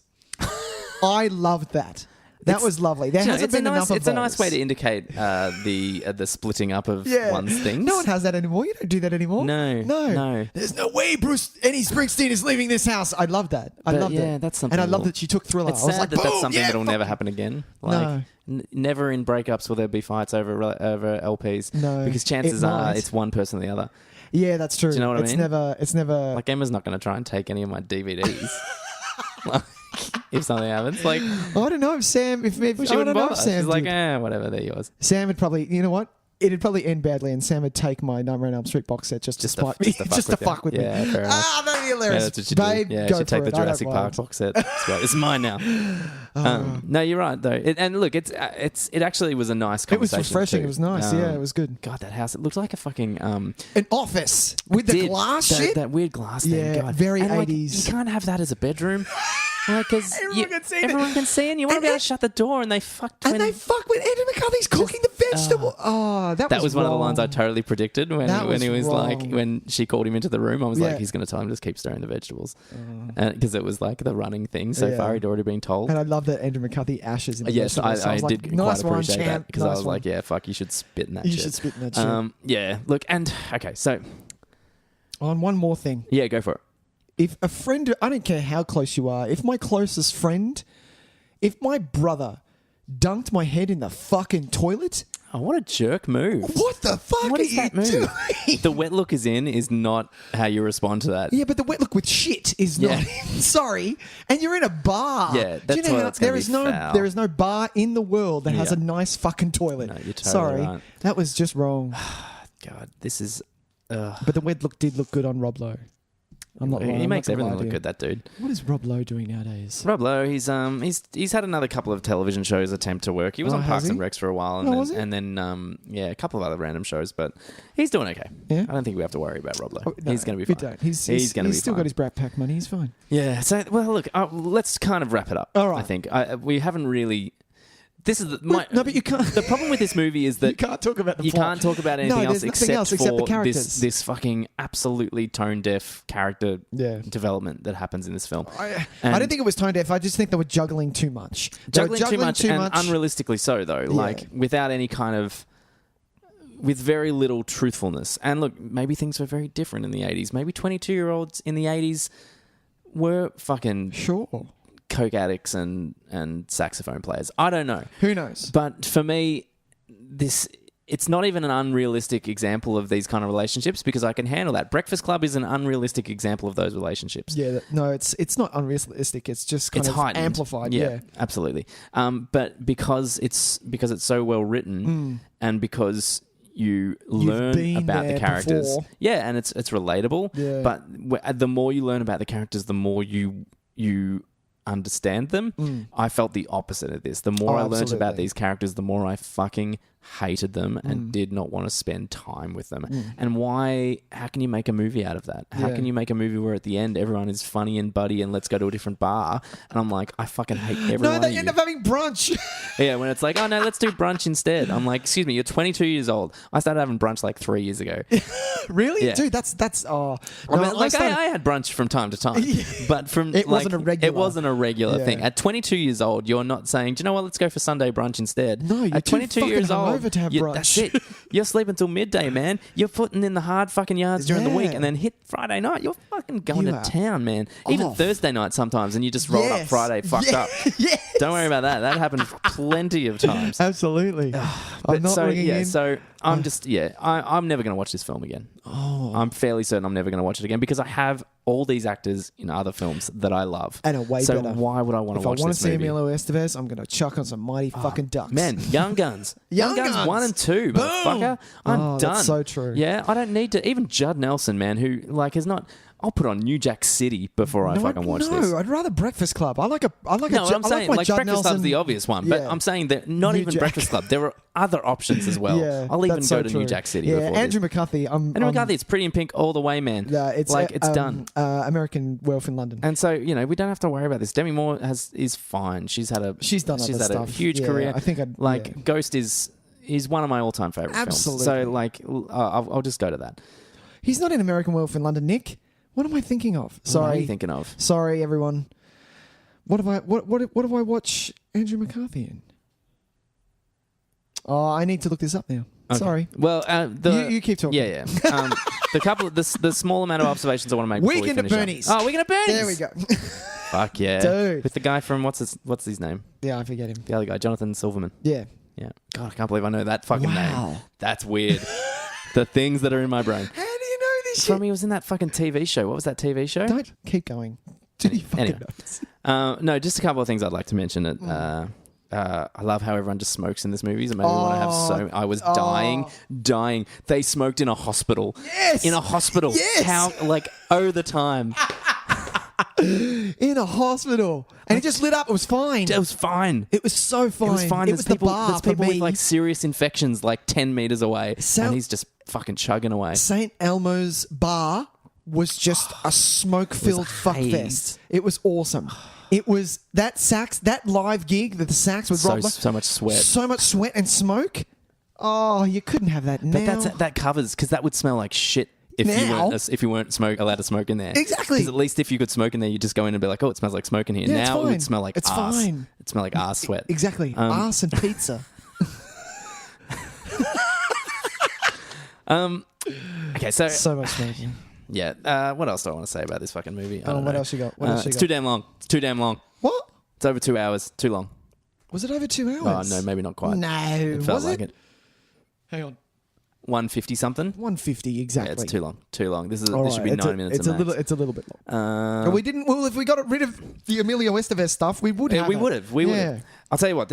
I think I'm trying to figure out a way to just sum up why I don't agree with this film. Okay. And it's not just the character stuff. There's this other thing that I wrote at one point. What's something else? The fight between Rob Lowe and his wife. Right. In the park? No. The one where she comes to the bar and they legitimately have a brawl. Not believable at all. So I can't talk about these people as actual people because maybe this is I would assume that actually is the way some of these couples fight. Sure. Right? And for a moment there, I actually thought that scene would end with him storming off, Yeah. her sitting with those, and them actually having to deal with some consequences. Yeah.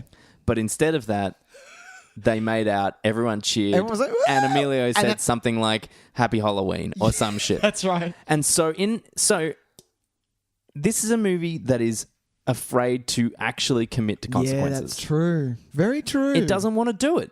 It would rather. What about that poor guy who came with her on What the about date? that dude? Fuck yeah! What about that dude? Yeah, but you're very true. Very true. It doesn't want to. It's not ready to. Like, what about the dude Andy McDowell is with? What about? Yeah. poor What about? fucking cameraman? Dude. Like, you say what you like about Demi Moore, Yeah, right? yeah. That one conversation isn't going to fix her life. Her saying, No, I've she got to go needs- find a job. She doesn't need to find a job. She needs to go to a hospital for a little while, maybe. Yeah. She needs to go into rehab. She Yeah. needs to, Sort it out a little. sort out her problem effectively. Yeah. Not just go to brunch and get a Andrew job. McCarthy and Judd Nelson.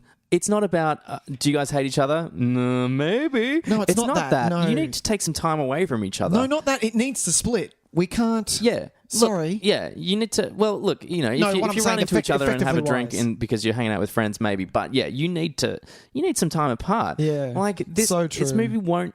It doesn't want to commit to the choices it's setting up. It's trying to set up really tough things, but it presents no actual Conclusion. consequences Yeah. to those. Good It just point. gives you the easy kind of the Hollywood. Oh, but it's all gonna be okay in the end. Don't worry about it. We'll just start having brunch instead And of for your going out friends on at home, Friday that's nights. how Hollywood talks Yeah, from now on. exactly. Exactly. And that's so true, So maybe though. that's the It's good way so to kind of true. sum up the movie. Is it's just Yeah. like, nah, if you're not going to commit to that shit, then why are you even bothering? I just want to see.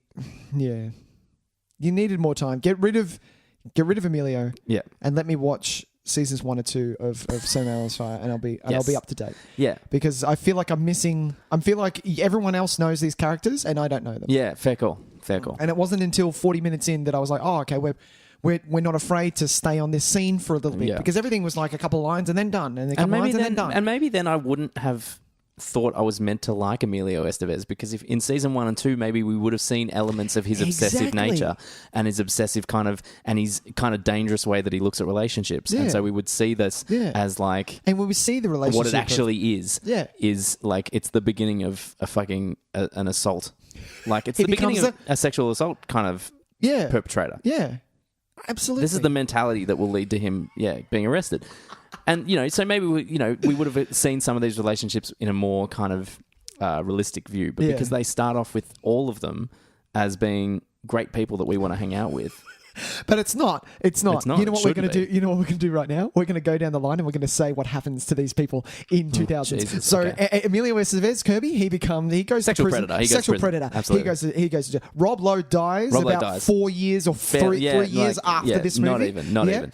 Because Demi, you cannot sustain a career being No. a saxophone player on the streets of New York City. He's homeless. That's true.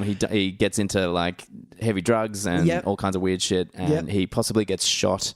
I want to say he gets shot, either like really unceremoniously, like trying to rob a 7-Eleven, or because yeah. he somehow manages to bang a gangster's wife. yeah. Yeah. But Or a he's- drug dealer shoots him yeah. because he's definitely dead, though. Yeah, he's dead. Judd Nelson is now on Wall Street and was part of the 2008. He worked for Enron. Yeah, he wrote that. He worked for Enron. Yeah. And No. He was part of the housing. He was part of the. Oh, the big one. The big one, Yeah, okay, yeah. sure. And he got arrested. And he got Either arrested. that or he was running Donald Trump's campaign. Yes. Yes, absolutely. I think Ali Sheedy. This is a fun I think Ali Sheedy. I'm just going to say Leslie. I think Leslie and Kevin, which is Andrew McCarthy, get together in the end. I think eventually they do. They get together. But it's not a particularly healthy relationship. No. Andrew McCarthy is a struggling writer because he's trapped in his own kind of need to be poignant and validated, and to make have thoughts and feelings that no one else has ever had that he will be remembered by. When really he could just be a decent enough writer for a newspaper, and he wants it, but he's not okay with that. He's not okay with that, and that it fuels hatred towards Ali Sheedy because he needs to vent it on someone. What does Ali Sheedy even want? We don't know anything. No, that's what I'm saying. She's just the triangle. Yeah, she's just the triangle. And I don't know. They whatever. Yeah, they leave each other, and he's depressed and gets fat. And, exactly. Anyway. And I believe Wendy becomes attracted to the same sex. Fair enough. Yeah. Yeah. Sure. She never. Well, like Howie. What the fuck are they doing with Howie? Could they make him any more ridiculous looking? Like he looks. I hate it when they do this in movies where it's just like, oh, we've got a kind of a bookish kind of character. Yeah. Let's make the guy that she's with the biggest fucking nerd on the planet. Yeah, he needs to be very Jewish and very fat. It's just kind of like, man, just make him look like a normal dude, or make him a good-looking dude. No, because good-looking dudes aren't necessarily unattracted to plainer girls. Yeah. Do you know what I mean? I know a lot of he could just be a very sensible guy. He's like, you know what? I really like you because you got your head screwed on straight. You've got you've got ambitions. You want this. I really like that in a girl. But mate, I like it because I've known a few, more than 10 people who are very attractive, male and female, who are boring as motherfuck. There are people out there that unfortunately all your looks is all you have. Yes. And unfortunately to talk to you, you are fucking boring. 100%. This exists. So why not have that? Or, do you know what I mean? Why not make him extremely fucking attractive, but he's boring as hell? Yeah, and sure. Wen is bored with him. Yeah, 100%. Yeah. No, you're probably right because she doesn't seem to have a huge attraction to men. No, I don't think it's It's more like a formality to her that she wants. Well, it's a society thing. I feel like she's pushed because of her parents. No. She works her ass off in the Department of Human Services, and she gets probably kind of like a comfortable position there where she can support herself quite well. Yep. She lives a happy life with some cats, probably, and we haven't said Jules. What happens to Jules?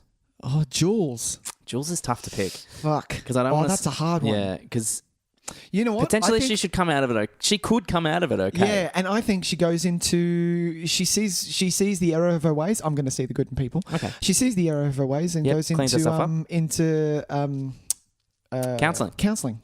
Counselling for former drug addicts. There you go. Yeah. She kind of finds her calling while she's in rehab. Yeah. Because she obviously relapses. Yeah, obviously. She relapses a fuck ton. They didn't send her to rehab the first time like they should have. Yeah. So she obviously relapses. But when she finally goes to rehab, great, good. Yeah. And she finds a man that she can talk to and vent to and get all of those daddy issues out. I don't like to say daddy issues. Yeah, but if that's the way what the movie wants to give us. No, but I'd rather say father abandonment issues. Sure, sorry. Okay. Well, let's say that. Yeah, sorry. But yeah, I think she sorts them out and she's okay. Yeah, she becomes a strong, smart, self-reliant person. Yeah. Good. What was the name of the guy that we were just talking about? Howie. I think Howie ends up being Bill Gates. Yeah. And finds them all one day and sprays money at them. Like, fuck you, motherfucker! Eat this shit. Yeah, exactly. I like that ending. That was a good ending. Good ending. All right. Well, that about wraps us up. St. Elmo's Fire. St. Elmo's Fire. It's now off the list. It's off the list. I'm never watching that movie again. It's on the list, Volume 2, St. Elmo's Fire. I'm going to buy it for Tys. Yeah, if you'd like to hear us do, and it's on our list. Yeah. You don't know what we have seen or haven't seen. That's true. But you can always suggest a film anyway for our by request section. That's true. So if you want to email us at nicktysonvideotape@gmail.com and request a film, we might just chat about that. But before we do any of that, let's cross some streams. Crossing the streams. I wanted him to do one by himself. Yeah, that was nice. That was good. It's kind of sat in a nice area. That was nice. I liked it. Yeah, That was all Tys. Nice one. Do you want to go first? Do you want me to go first? I've got it. Do you? I've got mine, but... No, you go first. You go. I better just remember what it was. Oh, okay. Yeah, I've got it. All right, I'll go first then. There's a movie on, I think it's on Netflix, and it was definitely on Stan at a point as well. Okay. So this is easy to track down because it was a movie that came out a couple of years ago. No one really gave a fuck about, so I went straight to all the kind of streaming things, and it's hovered around. They're not taking it off and making you look for it because no one will watch it otherwise. Yep. It's a movie called A Walk Among the Tombstones. 2014. It's a Liam Neeson starring film, kind of running off the hype of his Taken times. Yep. But what I find is that you've got your Taken, and then you've got your ones directed by foreign filmmakers. Yeah, which is like your Non-Stop, your Run All Night, your unknown, who I think are they all Jean-Claude Serra or whatever his name is? Is it the same guy? Are they all Liam Neeson ones? Yeah, they're all Liam Neeson ones. So in the middle of all that was this movie, A Walk Among the Tombstones. Okay. And I'm recommending this movie because it's actually written and directed by a guy called Scott Frank. Right. Scott Frank is... it was Sarah, by the way. Yeah? Sarah, yeah. Yeah, cool. Scott Frank... is one of those underrated screenwriters that just has been floating around doing really good work for a little while. Ooh. He's got a definite notch with fucking Logan. Yeah, fuck yeah. So he's written some really nice stuff. Hasn't directed a whole bunch, but if you look through his screenplay credits, they're really quite impressive. Yeah, really impressive.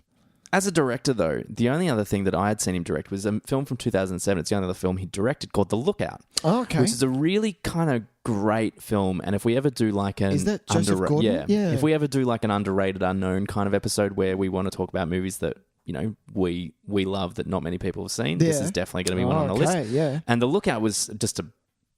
quickly kind of jet off on another topic. Yeah. The Lookout is about Joseph Gordon-Levitt is a guy that has a serious car injury and it leaves him with severe short-term memory problems, and that leads to lots of kind of social anxiety and things like that, and he can only work particular jobs. Wow.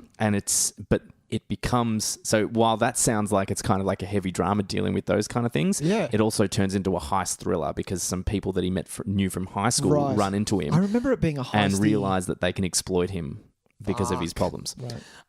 I fucking love The Lookout. I think it's really, really great. And so when this movie came out, I was really excited because Scott Frank was back behind the camera. Nice. And I thought he did a really great job with The Lookout. He had a really distinctive style. It was really great momentum and very, very watchable. Yeah. This is a very good movie, Walk Among the Tombstones.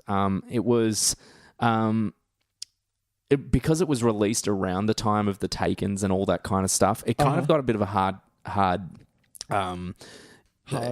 end of the stick or whatever they're fucking saying is because it wasn't that huge high octane thriller action thing that Liam Neeson was doing where he was kicking the fuck out of dudes everywhere shooting guns like crazy. This is a really kind of like a slow, quiet detective movie. Very adult in the sense that, you know, those movies that they don't seem to make anymore where it's just a movie for grown-ups by grown-ups that with a mid-range kind of budget. Which I fucking love. Yeah, which are great. This is one of those kind of movies.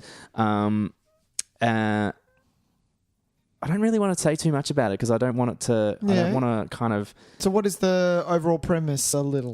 well, it's about a private investigator who's hired by a drug dealer to find out who kidnapped his wife. Okay. Oh, that's enough. But that's all you need to know. Yeah. For the time being. It's got a really great cast. You've got like Dan Stevens, Boyd Holbrook from Logan. There's also a kid in it who isn't the most annoying thing in the world, and so that's rare.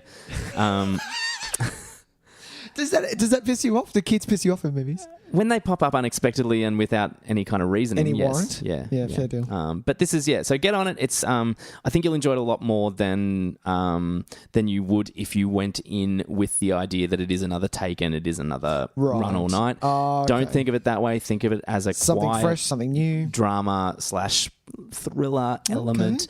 Very effective. And one of my most liked Liam Neeson performances in this new Liam Neeson's renaissance that we're having. Cool. I think he does some really great work in this. So get on. A Walk Among the Tombstones. A Walk Among the Tombstones. What do you got, Nick? Mine is a little different this week. Yeah, man. It's on Netflix. It's a stand-up that I'm going to definitely recommend. Sure. And I know that recommending a stand-up is very different because everyone has their particular comedy that they like or their comedian that they like, and it's hard to recommend a stand-up, I feel. Well, that's where I'm coming from. This was different beyond anything. This wasn't your normal... I'm a big fan of Kevin Hart, and I love Louis C.K. Sure. But this wasn't your normal... You know how... This was almost like a one-man show. Right. But it was... his name is... Sorry, I fucking didn't say his name. His name is Hasan Minaj, and it's Homecoming King. I have no idea. You have no idea. No. Of course you don't, because this is his first big thing, and you know, he was amazing. So this Indian comedian who touches on racism, immigrant parents, and the prom. But the biggest, he's got, you know how they always have something that they come back to throughout the show. Yeah, sure. The thing that he keeps coming back to is his ex. And this stand-up enthralled me so much, had me enticed so much that I couldn't wait to see what happens next. So when he got to a boring part, not that there were any, I was like, no, come on, I need to know what happens. I need to know what happens. Sure. You know, the story was so enticing. Yeah, great. I'm going to use that more because of this podcast. It was great. It was hilariously funny. It was really fresh. It's nice to see the other side. I think it's not rare, but I don't know, maybe it's rare for me that I'm not watching a lot of comedians from other nationalities. Sure.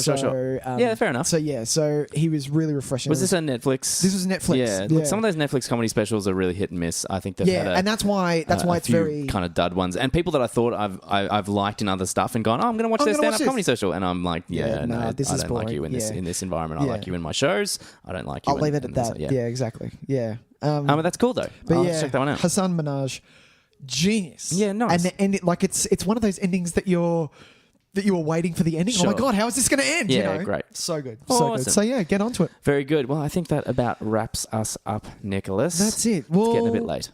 It is getting a bit late. So we will just say this week though, we had we got a bit of street cred here on Tys and Videotape from my friend Tyson.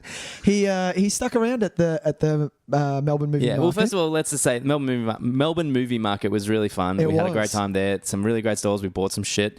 Shout out to the Umbrella Entertainment table. I bought a couple of Blu-rays from you guys. That was awesome. So did I. There was the Monster I can't remember, Monster Entertainment, I think they're called. Yeah. Who are releasing a lot of cool indie horror films, horror and cult stuff. Man. So a couple of things from a few years ago that a movie like I'm Not a Serial Killer and Starry Eyes, some of these kind of they've got Rob Zombie's 31 exclusively. Yeah. So they're trying to bring some of the kind of cult and indie horror into the mainstream, which is really awesome of them to do that. Absolutely. What else do we have? Some cool t-shirts upstairs. Yeah, t-shirts there. You had a guy selling a lot of amazing soundtrack LPs, which was the LPs themselves. The cover art was just they were out of control. And if I had way more money, I would have bought some, but I didn't. You got the guys from Gore FX and their masks and everything. Yeah, that's true. Which were like a whole display of masks, which were just awesome, like really great. The DJ? The DJ, the Screaming Meanies. Which was, just using like a theremin and weird beatbox stuff. And it was gold. It sounded like straight out of an exploitation movie of the 80s, that soundtrack. It was really great. Good. So we had a fucking cool time walking around there, and I'm very happy to have parted with some well-earned coin there. So it was a lot of fun. But then Ty stayed on. I did stay. And he did a mad trivia. I did the trivia. With some help. I had the help of my lovely partner Emma and her sister Nicole. Yep.